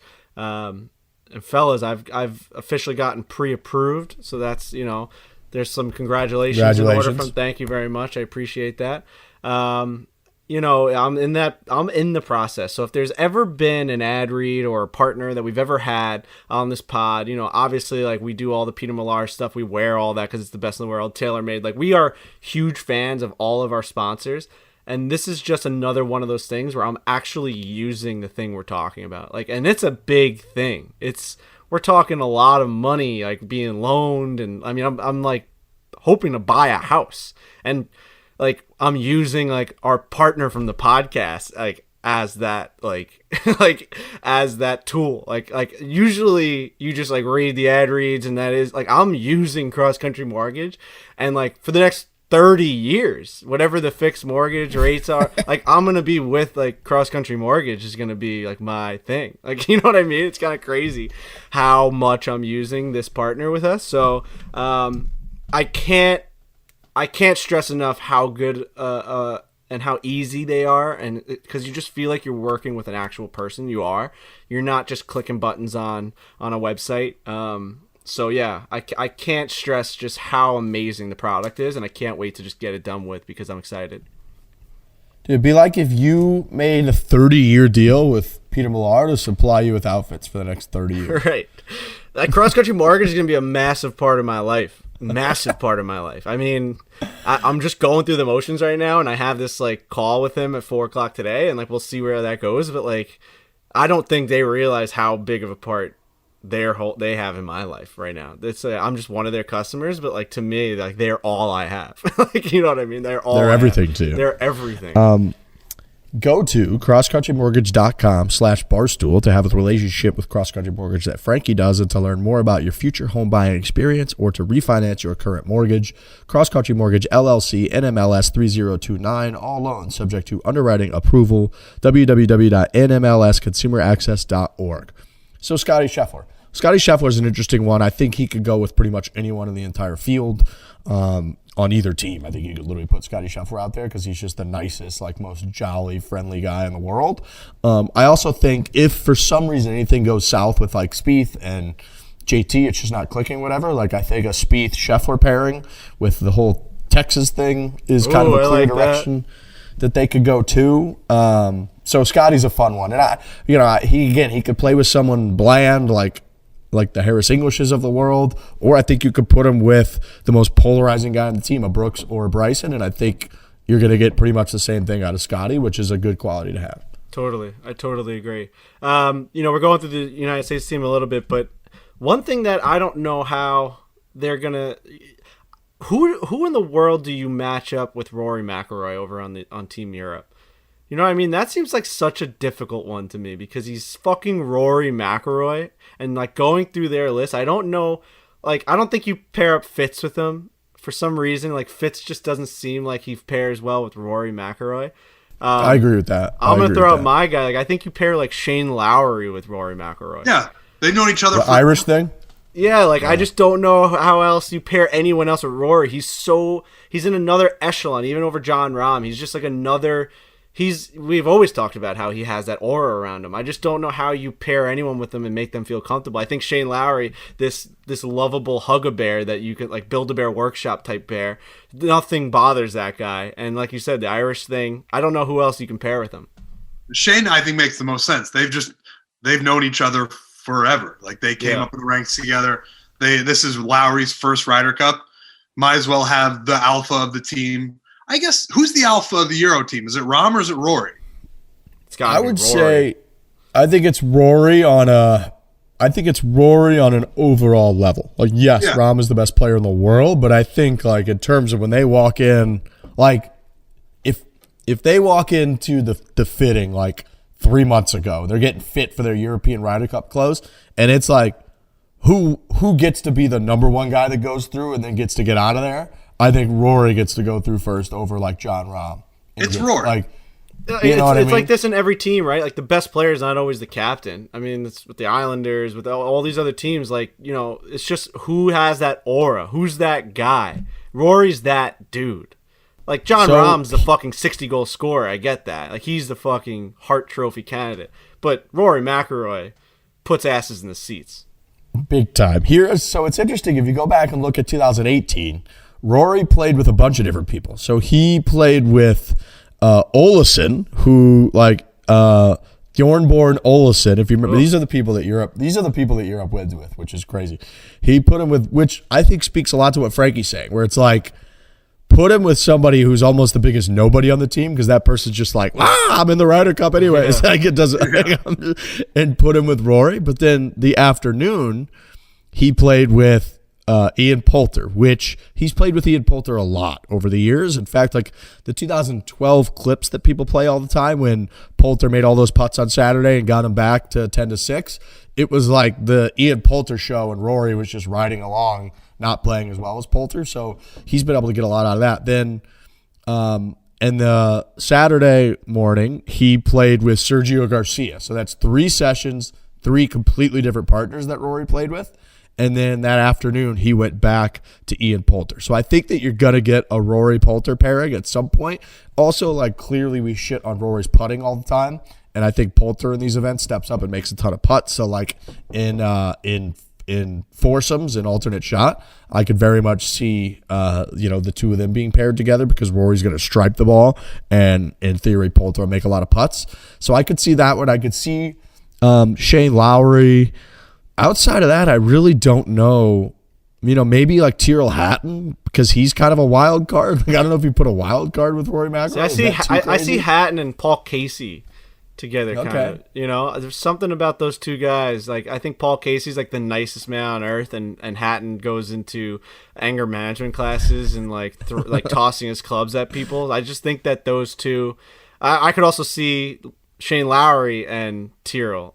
You know what I mean? Like how they're just completely definitely. They kind of look alike, like to a degree, in terms of like their like Shane's a little bigger version. But yeah, I could definitely see there's like the English connection too with Casey and Tyrrell Hatton.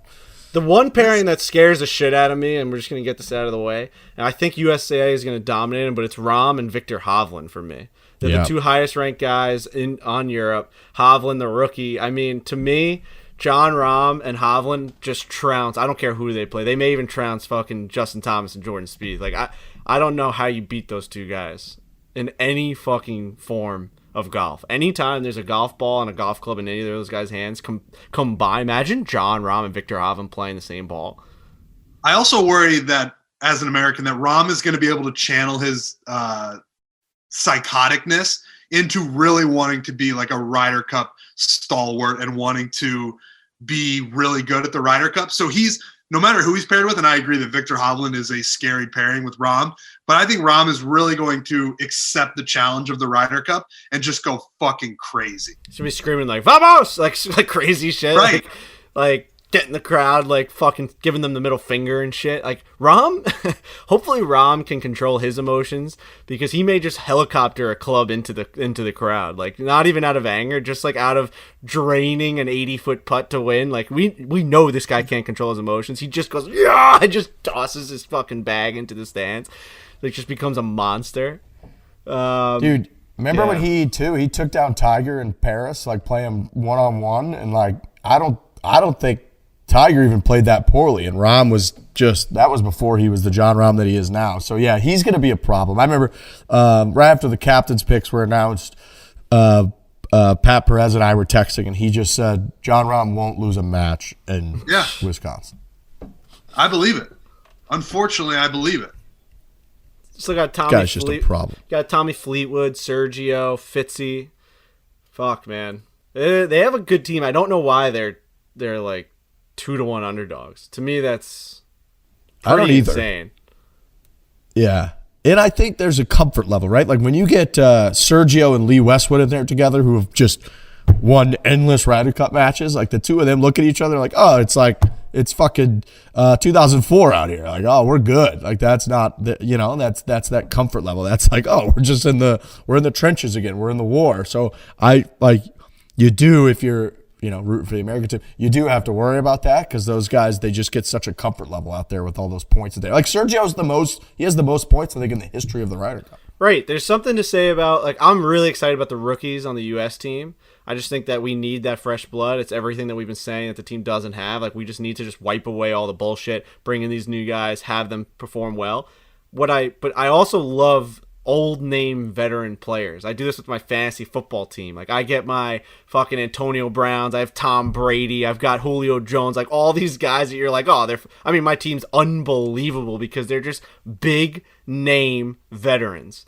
Like big name veterans get the job done. I mean, fuck, I'm an Islander fan. We've got all of them now. We got Zach Parise playing for the Islanders. We've got Zdeno Chara playing for the Islanders. I'm so jacked up. Just give me big names. And when you hear about Sergio Garcia and like Ian Poulter, like, yeah, there's fucking amazing young players out there in the world. There's probably amateurs playing in college right now that are better golfers than Ian Poulter, but that name just does it in big events. That name, Sergio Garcia, just gets it done. Right. I'm looking at it now. This is all right. Dustin Johnson. It's his 5th Ryder Cup. That's a lot of Ryder Cups. But he's a name that gets it done. What? DJ's a name that gets it done too, even though he doesn't actually get it done. He's a name that gets it done. But this is Sergio Garcia's 10th Ryder Cup, and it's Lee Westwood's 11th. So it's just they're comfortable. We got a really young team in terms of Ryder Cup. What's the word I'm looking for? But we just don't have the amount of tenure that these guys have at the Ryder Cup. And you're right, like Ian Poulter. I mean, we make fun of Ian Poulter constantly, but like you put him on a Ryder Cup and he feels comfortable. It's a very different Ian Poulter than on the PGA Tour. Very different. Yeah. I think we might have a frozen Riggs again. We do a frozen Riggs. Wow, he's super frozen. I don't think he's gonna come back, honestly. I guess I'll take this time to wish my parents a happy 40th anniversary. 40 years of love and care. And, yeah. Happy anniversary to the Borellis. Thank you very much. 40 years. 40 years. Yeah, that's a long time. That's a really long time. Oh, and now we lost. We lost him completely. There goes Benedict Arnold. He just left the fucking show. You know, Trent, me and you, we've got some work to do. It's just me, you, and the listeners right now before Riggs gets back. Like, we really got to wrangle this guy in and make sure he does not waver on his love for the European team. Like, we have a big week coming ahead. No, we'll make it happen. I'm confident. Okay. I really am confident that we can make that happen. I believe Samuel has rejoined the show. And he's still out to lunch. Speaking of parents, you're in Iowa. You stopped home to see your parents, and your mom said something nice about me. Is that what I'm hearing? She did. Yeah, it was out of nowhere. So I'm back in Cedar Rapids, and I got back yesterday. I saw my folks, gave them a hug, the whole deal, and then we're talking about Bandon, we're talking about Vegas, and then out of nowhere, my mom says, "You should have brought Frankie." And I was like, "What?" And she's like, "Yeah, I watched the Breaking 100 series. He seems awesome. You guys get along great. I want to meet him." And I was like, I don't know when that's going to happen. Like, I don't know when Frankie's coming to Iowa, but yeah, you should meet him at some point. And then later on, she said, out of nowhere, she was like, was he in Arizona that time that we went out to dinner?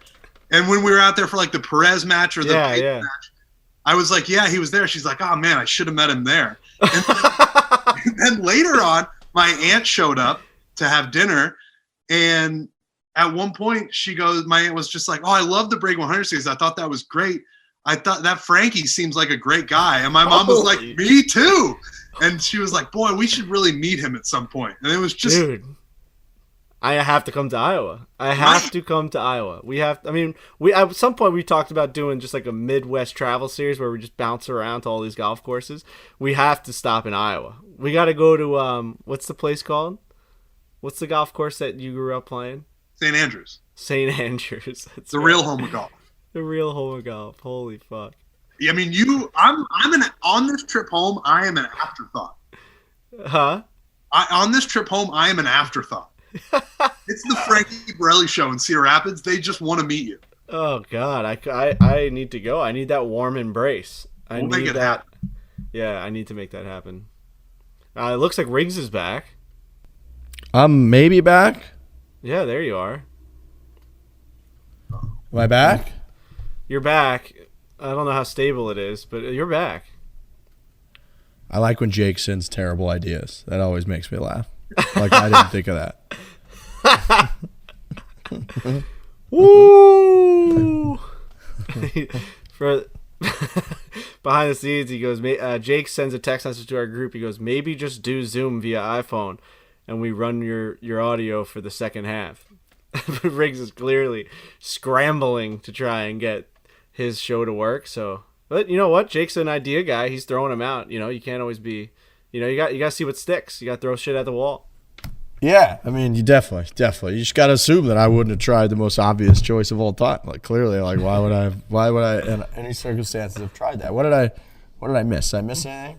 We talked about it's my parents' 40th anniversary, so I said happy anniversary. Happy anniversary. I saw that on Instagram this morning. Thank That's really you. nice. And then we talked about how Trent's mom, I think, loves me more than him.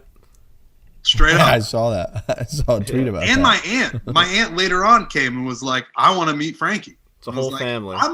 I'm me. I'm home. I don't know what to do. You did something that I feel like you haven't done in a long time. You surprised your family back, right? Because we were out in Bandon, and then we went to Vegas. We played Danielle Kang in a four-man scramble. Almost forgot the name of that series. We played her in a four-man scramble. And then we had a couple days off on our way before we go out to Whistling Straits, and you went straight from Vegas to Iowa, which I thought was very nice. I feel like you're usually a get me back to my apartment in New York City, even if it's for 12 hours, and then I'll fly out. Yeah, I was slated to take a red eye back on Saturday night back to New York City, and then we're flying to Bandon on like early Tuesday morning. So I figured it makes more sense to just go from Vegas to Cedar Rapids, see my family for less than 48 hours, I suppose, and then just jump to Wisconsin as opposed to crisscrossing the country, going Vegas, New York, then New York to Wisconsin. And yeah, it was very last minute, and I told my parents about it, and they were pumped. They always have a room. You guys can see it here. I'm in the basement, and they're very excited to see me. Looks like you're in a bunker. I mean, it looks like you're in like a bunker. We had dinner last night, and yeah, they're very excited because usually I come home for the holidays in December. Barstool has like a week off. And then in the summer, I go for Labor Day or Memorial Day weekend. And it's usually 2 times a year. It's going to be 3 times a year this time because of this quick little surprise trip home. You any home cooking? Usually I do have home cooking, but it is so last minute that my mom didn't have the opportunity to prepare like what she would normally make. So we've just been eating. We got pizza last night delivered. That's awesome. Golden Corral? Did you go to Golden Corral or anything? No Golden Corral. We're going out to dinner tonight. Maybe I'll suggest Golden Corral. I don't know. We'll see where we go tonight. But it's just a great buffet at Golden Corral. Massive. They got more food there you could fucking imagine. Yeah, it's good. Yeah, I can't. So if we're all doing this, I came home. I had my pre-op today, or else I would have went. Maybe I would have went home with you and just hung out with your mom to Iowa. But I had to come home to New York and to have my little pre-op thing. I got my surgery coming up on the 29th for my elbow. That was a whole deal. I almost asked them to just throw in the knee surgery while they're at it. While I'm knocked out, I said, why don't you just go in there and just clean up the knee? The knee, I was telling you guys, I have a pinched nerve in my elbow. The ulnar nerve is officially pinched. I'm getting surgery to release it. It's going to be a 3 to 4 week recovery, and then I'm going to be a little sore in November, but I'll be able to get back to normal activities late November. So that's happening to me all of October. The knee has become a very, very bad part of my life. I can't even like get out of bed. So I don't know what the official assessment is of the knee. I haven't gotten it checked yet. I think I need an MRI. So Bandon really put a number on me.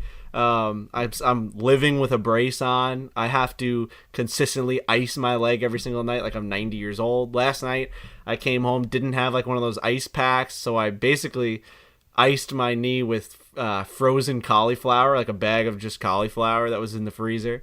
So yeah, I'm grinding. I'm absolutely grinding right now. I'm falling apart.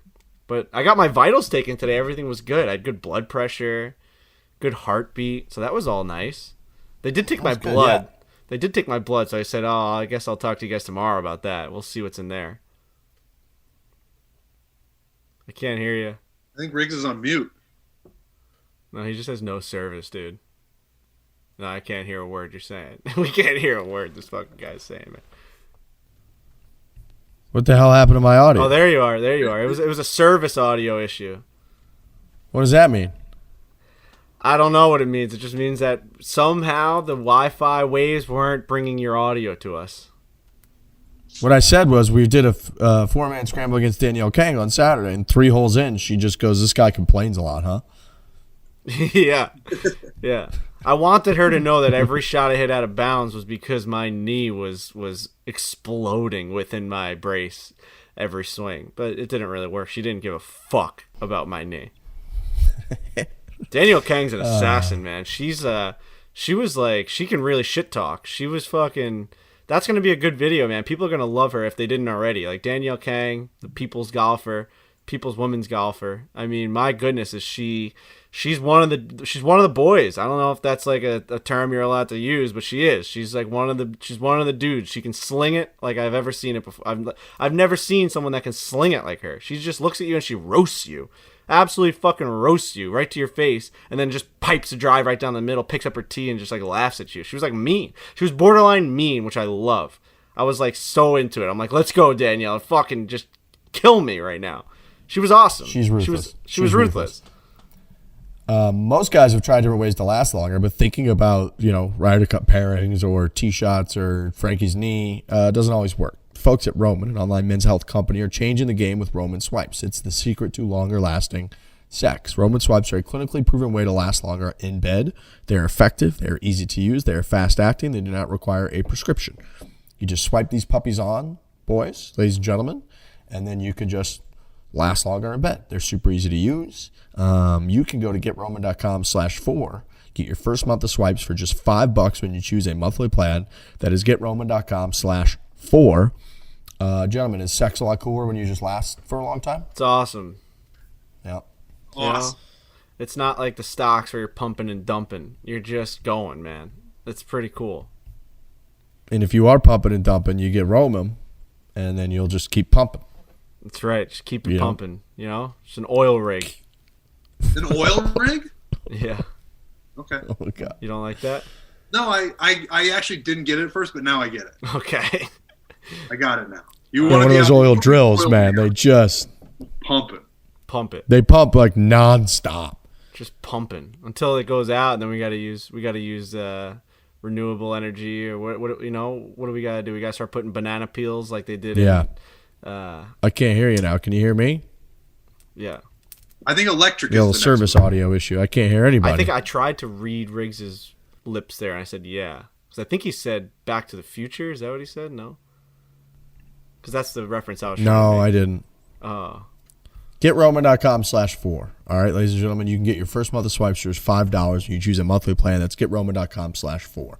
I was having another weird surface thing. The internet, I just want it to be consistent. That's really all I enjoy, is a little bit of consistent internet.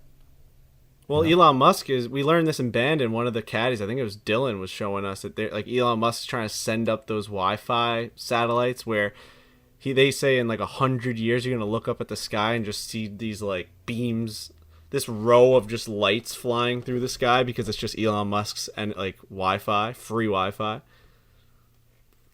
It'll just be consistent internet throughout the world. I don't even want it to be free. I'll pay for it. I'll just pay for the Elon Musk everywhere Wi-Fi. That's fine. This may be the worst podcast we've ever done when it comes to flow. I don't know how Jake's gonna fucking film. I guess he mutes people because I guess he's getting all the certain tracks. This is gonna be a bad one, man. I mean, it's been crazy, and I'm sorry to listeners. You guys always fucking say I talk so much and we never have flow and we're not in the. It's dude, it's impossible right now. I mean, we can't hear each other. It's an audio. It's a podcast. We can't hear each other at all. I'm the only one that can speak right now. Both your Wi-Fi stink. My Wi-Fi is good right now. I can hear you. I don't want you over. I will not. I don't want the takeaway from this podcast to be that Iowa internet sucks. Cincinnati internet sucks. Yeah, Trent's been better since the first 5 minutes. That's good. How about Max Homa? Our boy Max Homa got a win yesterday. Mustache. With the stash. Mustache Max. Money. He's got 3 wins in the last 3 years. Gets his first start of the new season. He goes out and gets the W in California. 2 of his 3 wins came in California. He's a California guy. Awesome to see for the Twitter guy and one of our good buddies. Yep. It's nice to see when the Twitter guy backs it up. We said that when his last win. There's just something about talking shit on the internet, and then you got to go out there and perform, and he does. So continue to talk that shit, Max. It's nice to see you get the victory. You're 1-0 on the new season, which got to feel good. You start the year off with a win. I mean, he's just undefeated in the 2021-2022 season, which is pretty hard to do in golf. You can't win them. You can't win them all if you don't win the first one. That's right. Yeah, it's only one person can go undefeated in the whole season, and Max Homa is the only person that's able to do that right now, which is a pretty cool spot to be in. So congratulations to Max. We're happy for you. Fan of the pod. We're a fan of you. It's nice to see. Very nice to see. Pumped for him. He just hits the ball so good. It's crazy how good he hits it when he rolls it pretty decently like he did. He's very, very tough to beat. I think I saw he gained like 8 strokes on the field or something, tee to green, so he could just pipe the ball. I think Max would be a top 10 player in the world at some point. He's phenomenal. He hits the ball a mile, too. Like, he's sneaky, fucking roasts a golf ball. All right. Pairings. I think we could see Tommy Fleetwood, Matthew Fitzpatrick on the European side. A little English connection. How do you feel about those two? They don't. Couple small lads. Small chaps. Small chaps. You know, Tommy Fleetwood got the long hair, but he's got no ass. I've said that. Every time I see him in person, it's stunning how flat of an ass he has. It's like a Frankie Borelli ass. I don't know how he's gotten to where he's gotten with no buns on that ass. He's got to take a bite out of Daniel Berger's book. Caboose. But yeah, I don't know how I know I'm always talking about asses on this thing. It's unfortunate, but listen, I think that's a nice pairing. I'd love to see Fitz do well, just not well enough to come close to winning this week. Like, I want him to have a fun time, a fun experience. He is a friend of the pod. I'd like to see Fitz like not blow up and like hate the fucking Ryder Cup and like be like, whatever, it is what it is. I didn't play well. I want him to have a good experience, just not win.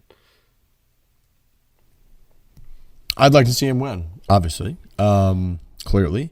I'm pumped he got in there. I think he was like the last guy to get in on the points. And the Ryder Cup, man, the European Ryder Cup points list is very weird because there's guys that, I mean, Tommy Fleetwood, by all measures, like did not have a good year. I don't even think Fleetwood didn't even make the FedEx Cup. Like, he even make the first event. And yet he makes the European Ryder Cup team. So the whole points thing is weird. Like, Justin Rose is really close to making the team on the points, and close to getting a pick, and like he didn't even qualify for the FedEx Cup for the first event at Liberty National. So some of those points are really weird the way they do it.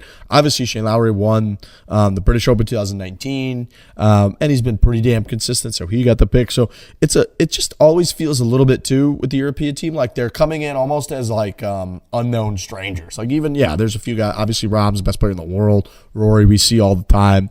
Victor Hovland we see a good amount, but seems a little bit like mysterious, and then they're almost like Vikings. They just kind of appear, and then it's like, oh, these are the fucking guys we're playing. Oh shit, here it goes. So I don't know. There's like a mysterious aura about the team a little bit, I feel like. Do you guys feel that at all? Yeah, they do things different over there for sure. There is a weird aura, and like I said, I don't know how they're 2-1 underdogs. There's good names over there. They're good players. I just don't know how. I mean, when you stack up, I guess they're just going based off of world rankings at that point when they're coming up with the rankings. Like, just USA has just significantly better numbers when it comes to world rankings. But man, it's just going to be tough to go one-on-one battles, man. Like, these matches are hard, especially like four ball. Like, you just don't know what's going to happen. And foursomes, like, it's just hard to really say one team is going to dominate another to the point of 2-1 odds. I also think that's like we keep talking about the Vegas odds and how the Team USA is favored. I think being the very public underdog, the team that doesn't have the top talent that the Team USA does, if you're Team Europe, you're like, everyone thinks that we are not as good as this team because we're not as top heavy. That's like, that's the number one easiest thing to rally around, where they're saying, oh, we're not as good because we don't have the highest world rankings. Then let's just beat these guys. Let's prove everybody wrong. Like, that must be the easiest thing to rally around. And I think that's like a big point of contention for Team Europe. They can just say, yeah, Team USA has the Dustin Johnsons, the Bryson DeChambeaus, the Brooks Koepkas, the Justin Thomases. We'll just go out there and beat them because we're the underdog. There's no better role to have in sports than being the underdog. It's the best. Yep. Except Agreed. when the favorite just wins most of the time. But beforehand, before you even tee up the first ball, being the underdog is the position you probably want to be as a team. I agree, but looking back, I think we can all agree that the favorites across all sports of all time, most of the time, win. I agree with that. Okay. So it is better to be beforehand. I know, but I'm saying like in every situation, you're saying it'd be better to be the team that's underdog because of that feeling, that rallying around. Yes. But I'm saying, like, if you take statistically, every underdog in every sport, they lose an immense amount of times. That's true. That's so then true. you'd rather be the say team that is like another historically wins all the time. Right, I'd rather be the team that like doesn't have the bulletin board material, but just wins all the time because they're favorite. Like the favorites just always win. I understand what you're saying, but that also is a point of like statistically, people don't think we're going to win. Right. I think these odds are wrong, if we're being honest. And I know we got to look at the official Barstool Sportsbook odds. I mean, they're probably close to 2-1. Is that what they are currently, even after all the bullshit? I got it at 2-1, and I believe after the captain's picks were revealed for the European team, it might have even gotten worse than that for. I think they became even more favored. I'm trying to pull up on my phone, but again, my phone has no service, which is why I couldn't just tether it, because if I could, that'd be obviously a really good answer to the Wi-Fi solution.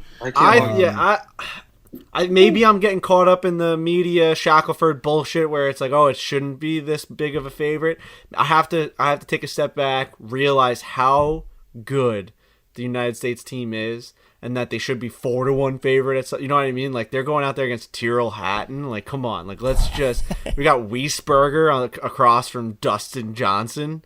We can figure out how to win a golf match with these guys. I mean, there's not one weak link on the United States team. They're all fantastic superstar golfers. So yeah, they should be favorite now that I'm thinking about it. But like, there's all this bullshit.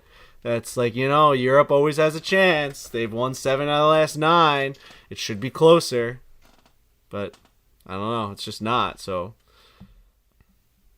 Oh, we can't hear him again. We can't hear him again, man. I'm sorry. I don't know what's going on with Can you guys hear me? thing. Yep. So, what I'm seeing is Team USA is minus 186 right now, and Team Europe's plus 188. So, it's gotten a little closer, actually. There we go. So, that's 186 is... All right, that makes more sense. I thought you were going to pull up minus 245, and then now we're getting crazy. I wouldn't be surprised if it lands close to like minus 160 or something by the time we get to, maybe get a couple more quotes from some of these, the problem children on the U.S. team, and all of a sudden it gets a little closer on the betting odds. But yeah, I'm seeing Team USA minus 186, Team Europe plus 188. A tie, 14-14, is plus 1,200 if somebody wants to throw some money on that. But yeah, I think that makes more sense. I think it should be closer. I'll tell you what, if you go on the Barstool Sportsbook, we have some of these bets are awesome. Like the top combined point score, like basically all the odds for that are great. So like you can just go and pick.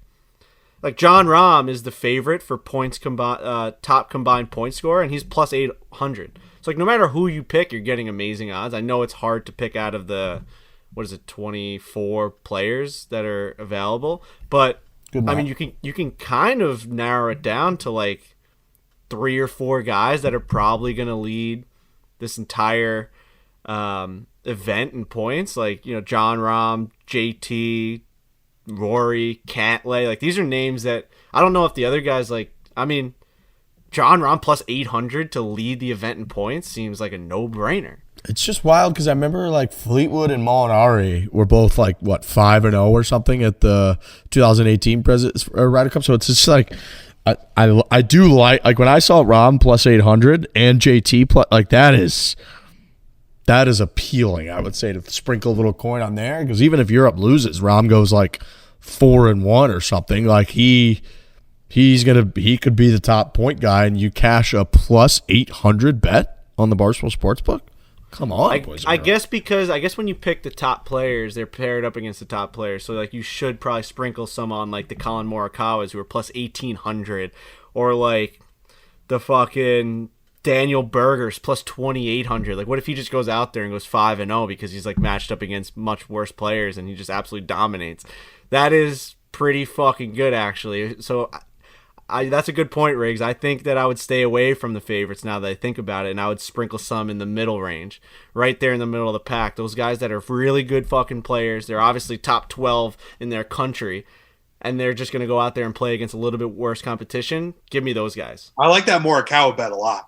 Oh, yeah, plus 1,800. Holy fuck. Just to put a little on that and then hope that he goes crazy, because he can. Dude, I'm like, Tony Finau is plus 2,000. Like, I could see him getting a little hot, winning a couple matches. And like you said, maybe he's get matched up against like Wiesberger and fucking Hatton out there or something. And he brings home a couple easy W's. Not that that's going to be easy, but if he gets the right matchups and Tony Finau like stays hot after winning at Liberty National, you could see plus 2,000 for somebody like that. I don't hate that.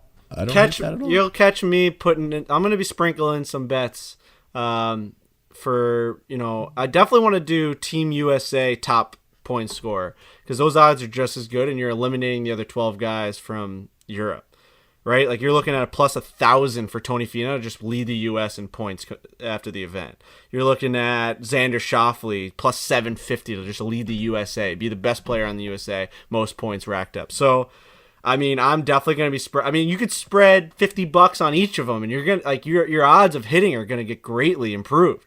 I mean, there's only fucking 12 guys there. I'm going to be able to narrow it down to the top 3 or 4. Let's put some money on these things, baby. Let's go. I'm all in on this. I love this bet, dude. The Ryder Cup is probably amazing to gamble on. It's going to be fun to do the matches too once they go live with the matchups. Match by match. How furious are you going to be when you put money on some guy and then he gets sat for the session and you're just like, why? To be the top points earner and he just sits. Right. You can't have that. Weather. So I'm looking at the weather. Weather looks awesome. So pretty much, if you look at Sheboygan, Wisconsin, shout out to Sheboygan. Come see Sheboygan. There you go. The it looks like Wednesday through Sunday, it's pretty much between 63 and 69, nice, are the highs. And the highest I see is a 24% chance of rain, partly cloudy. Sunday it says mostly sunny. I'm seeing wind between 20 miles an hour and 13 miles an hour, so there will be some wind out on Lake Michigan out there. But all things considered, the weather looks like it's going to be fantastic for the Ryder Cup. Quarter zip season. We are also going to be outfitted. I saw our friend, our guy at Barstool Sports, Ian, sent me our scripting, and it's just as good as it was for the Masters. It's crazy. Peter Millar is the best in the game, being able to just script us idiots with outfits. I mean, my outfits are insanely good. It's awesome. I just can't wait to put that shit on and just wear them around Whistling Straits. And yeah, I'm excited. It's perfect weather to watch some golf. My knee, I'm a little nervous about walking around again because I just got back from Bandon. I'm trying to ice this thing up, and we're right back on a golf course. But I will persevere for USA, and I know that they'll do the same for me. There's big news from my favorite home security company, boys and girls. SimpliSafe just launched their new wireless outdoor security camera. Listen to this thing, all right? So SimpliSafe, they're the system, the system that the U.S. News and World Report names best home security system of 2021. They got even better. Brand new outdoor security camera engineered with all the advanced tech and security features you want to help keep you and your family safe. It's got an ultra-wide 140-degree field of view. That's a lot of degrees. So you can keep watch over your entire yard. It's got 1080p HD resolution with an 8x zoom. It means you can zoom in and clearly see things like faces and license plates to capture critical evidence. Now it's getting a little bit creepy, but you can do that. 8x zoom. Think about that. Think about how far zoomed in you are. 8x. What do you think your phone does? What's the zoom X on your phone? 10x. SimpliSafe is high. Camera has it all and integrates with your SimpliSafe home security system, extending its protection to the outside. Together, it means every door, window, and room are protected. Now your property will be too. It's got an easy-to-remove rechargeable battery, so it doesn't need an outlet and go anywhere in your property. To learn more about the exciting new SimpliSafe wireless outdoor security camera, visit simplisafe.com/foreplay. What's more, SimpliSafe is celebrating this new camera by offering 20% off your entire new system and your first month of monitoring service free when you enroll in interactive monitoring. Again, that is simplisafe.com/foreplay. Go to simplisafe.com/foreplay. Yeah, we're going to be scripted. We're going to be nice. I'm excited for general crowd stuff, outfits, chants. Remember, we got some funny chants that we've gotten from, past Ryder Cups. I'm excited for a lot of the crowd activity that goes on. Yep. Yeah, the more we talk about it, the more I think about it. I've never been to a Ryder Cup before. It's my first one. I'm just excited to see the atmosphere. There's going to be a crowd, a lot of American fans, because I don't think – can you travel from Europe right now? I don't think they're really allowing anybody to. No, not for, okay, not so for it's this. I think it needs to be like – yeah, I think it needs to be like whatever they call it, essential. Oh, okay. So it's going to be like 99% American fans. And I'm just excited to see the spectacle of the whole thing. I'm very, very excited. And I get to wear sweet Peter Millar scripted outfits the whole time. It's just going to be a fantastic trip.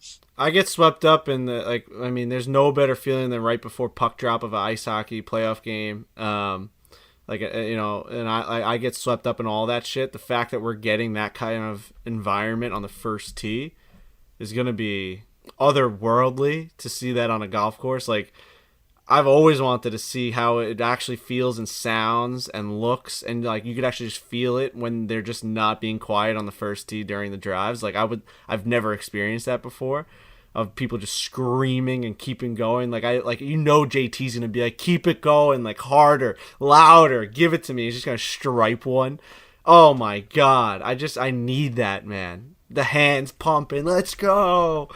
I just hope it's not corny. Like, sometimes golf guys get corny. I hope that we can keep it tight and we can keep it cool. Golf guys get corny sometimes, but Ryder Cup usually is just always legit.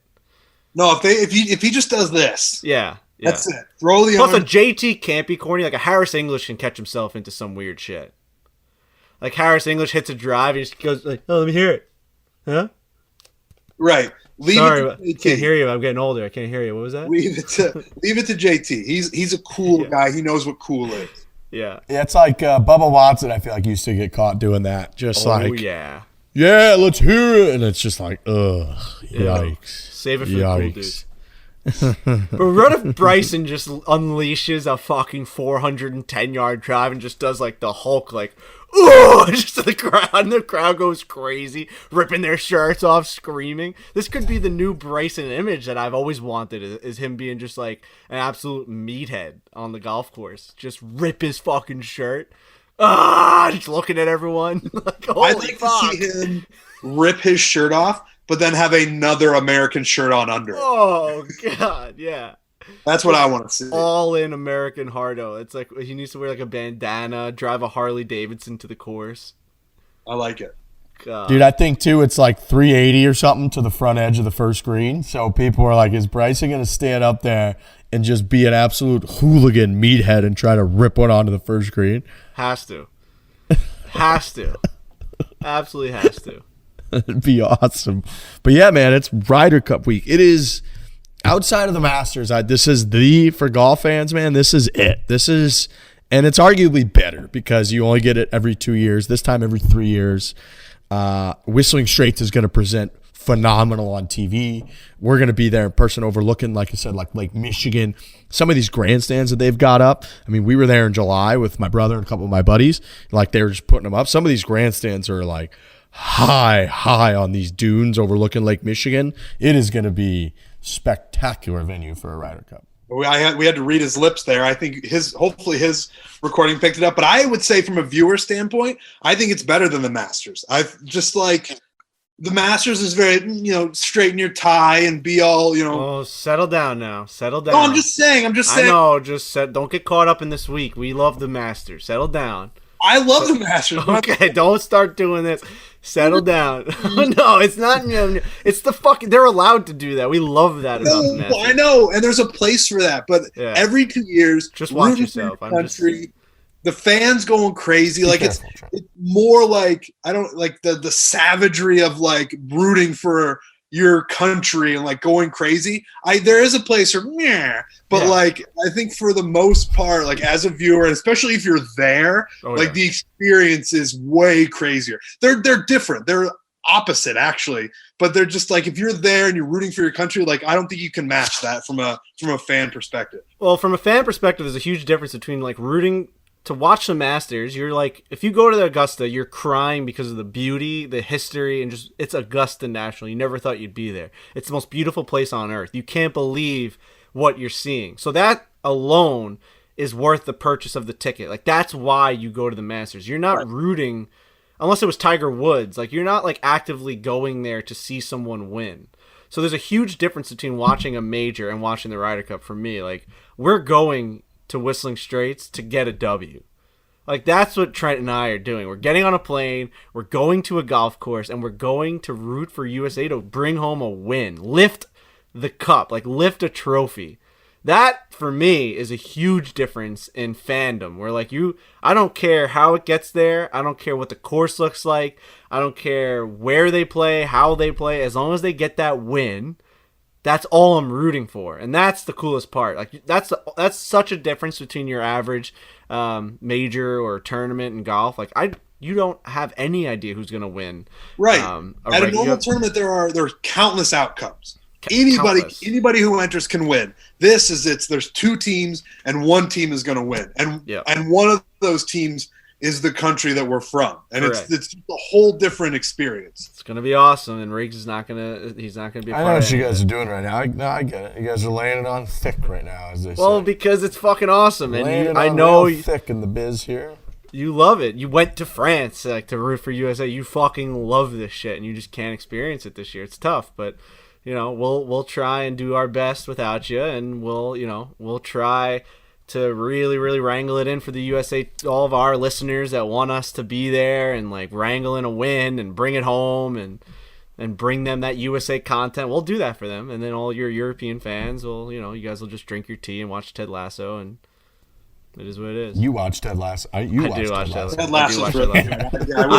I cried last night watching them accept fucking awards, man. Yeah, it's a great show. I'm actually behind. I have to catch up. God, when Rebecca won her fucking Emmy, I was going crazy. I was like, Jesus, this is awesome.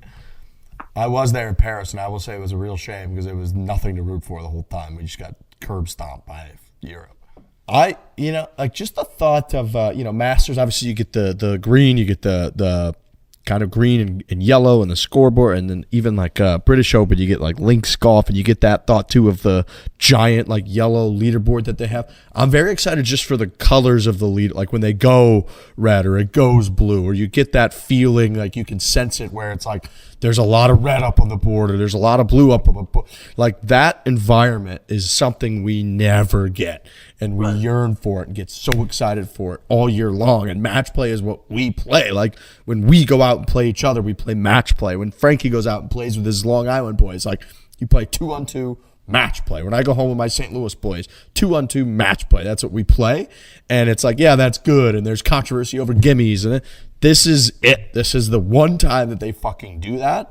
And the stakes are incredibly high.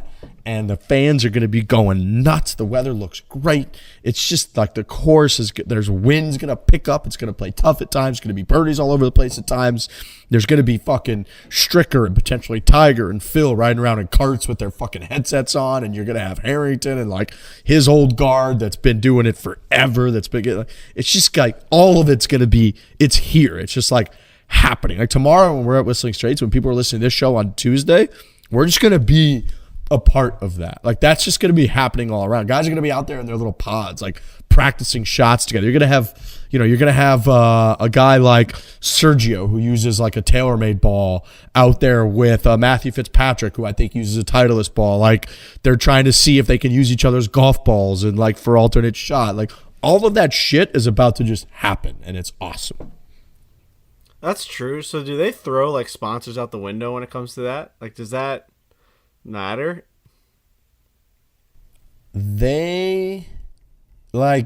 It's interesting how much they do or don't factor it into their pairings, because like guys have to learn if they're going to be paired with somebody, they got to learn to hit their golf ball if they're going to do alternate shot. But also there's like TaylorMade care if like, I don't know, like fucking Rory uses another ball. That's pretty interesting. Like that they're just like what if Rory makes a match winning putt with a Titleist ball? It's just like, it's just tough. Like the footage is always there forever. He's just not like, he's just like a Callaway ball or something. It's like, oh, it's not Rory. That's not what Rory does. It's interesting. It is like, yeah, even like for us, if we were in a position like that, what would we do? We'd be like swapping at each shot. Like, I don't know what you do. I imagine they're not happy about it. You're quiet again. Mousy. but the listeners heard it, which is good. I hope, or maybe we just show them how bad it really is, because us complaining has got to be infuriating to them because they just hear it straight through, and then they also hear us complain over him talking. So I don't know what you're gonna do. It's going to be a hell of an edit. It's going to be a hell of an edit. We're just trying to battle through. There's too many things we got going on. Too many things. Yeah. You're back though. I'm getting cut off. You think like this, I should be nervous for the surgery that's coming up? You know when you get like put under. I don't like that. Yeah. You seen that movie with Hayden Christensen where he wakes up but doesn't wake up? I don't want to talk about that. Dude, they put him under, Frank, and then Oh boy. his consciousness wakes up, but This is crazy. Be clear on what you're doing to a crazy person right now. This is bad, man. His consciousness wakes up, but he doesn't. So he can like hear all the doctors and the nurses like talking about what they're doing.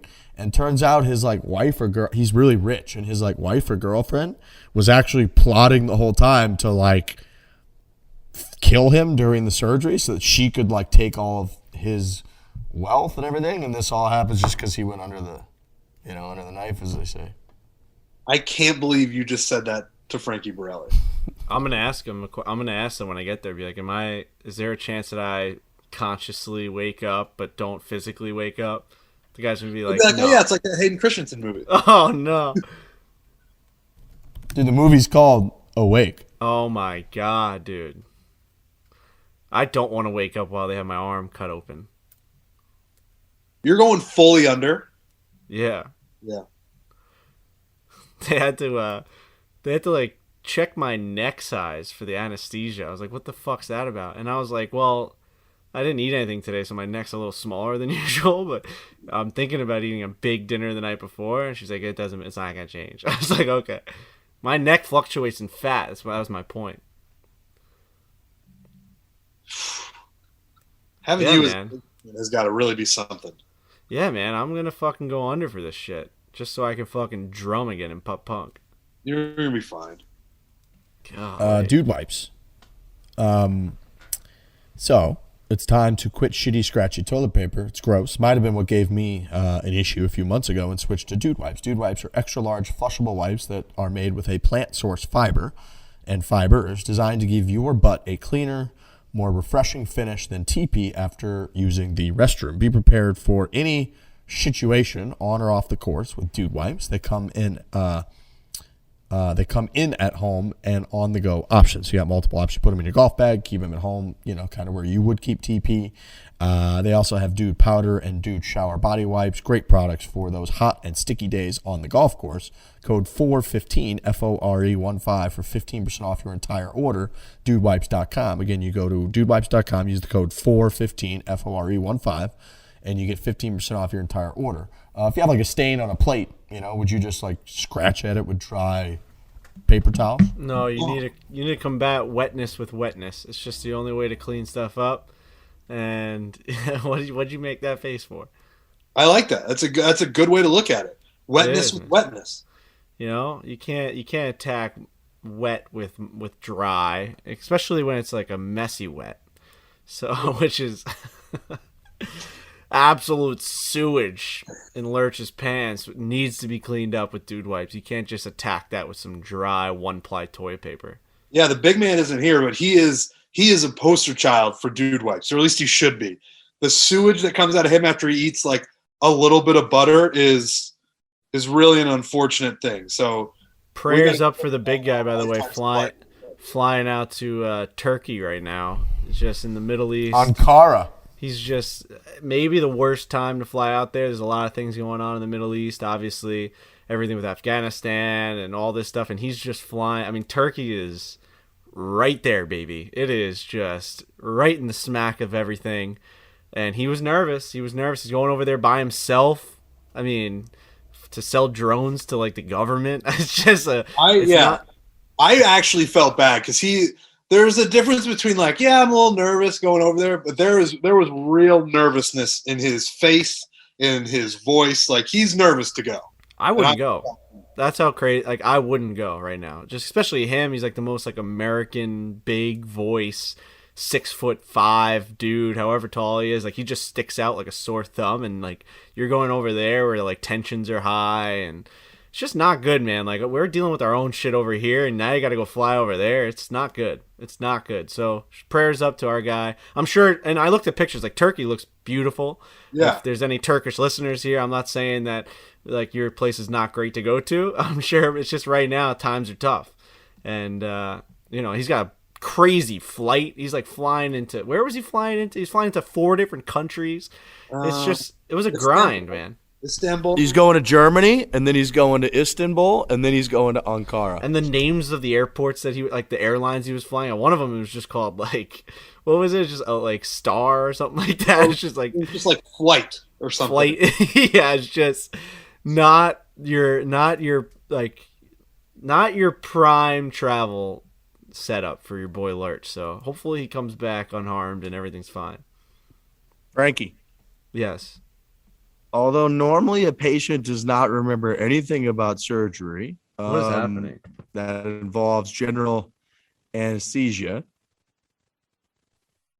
Oh, you went quiet on us. Probably for the best. You went quiet on us. I can't hear you because your service stinks. You're just speaking. I can't. Your service, I can't hear you. You shouldn't repeat it.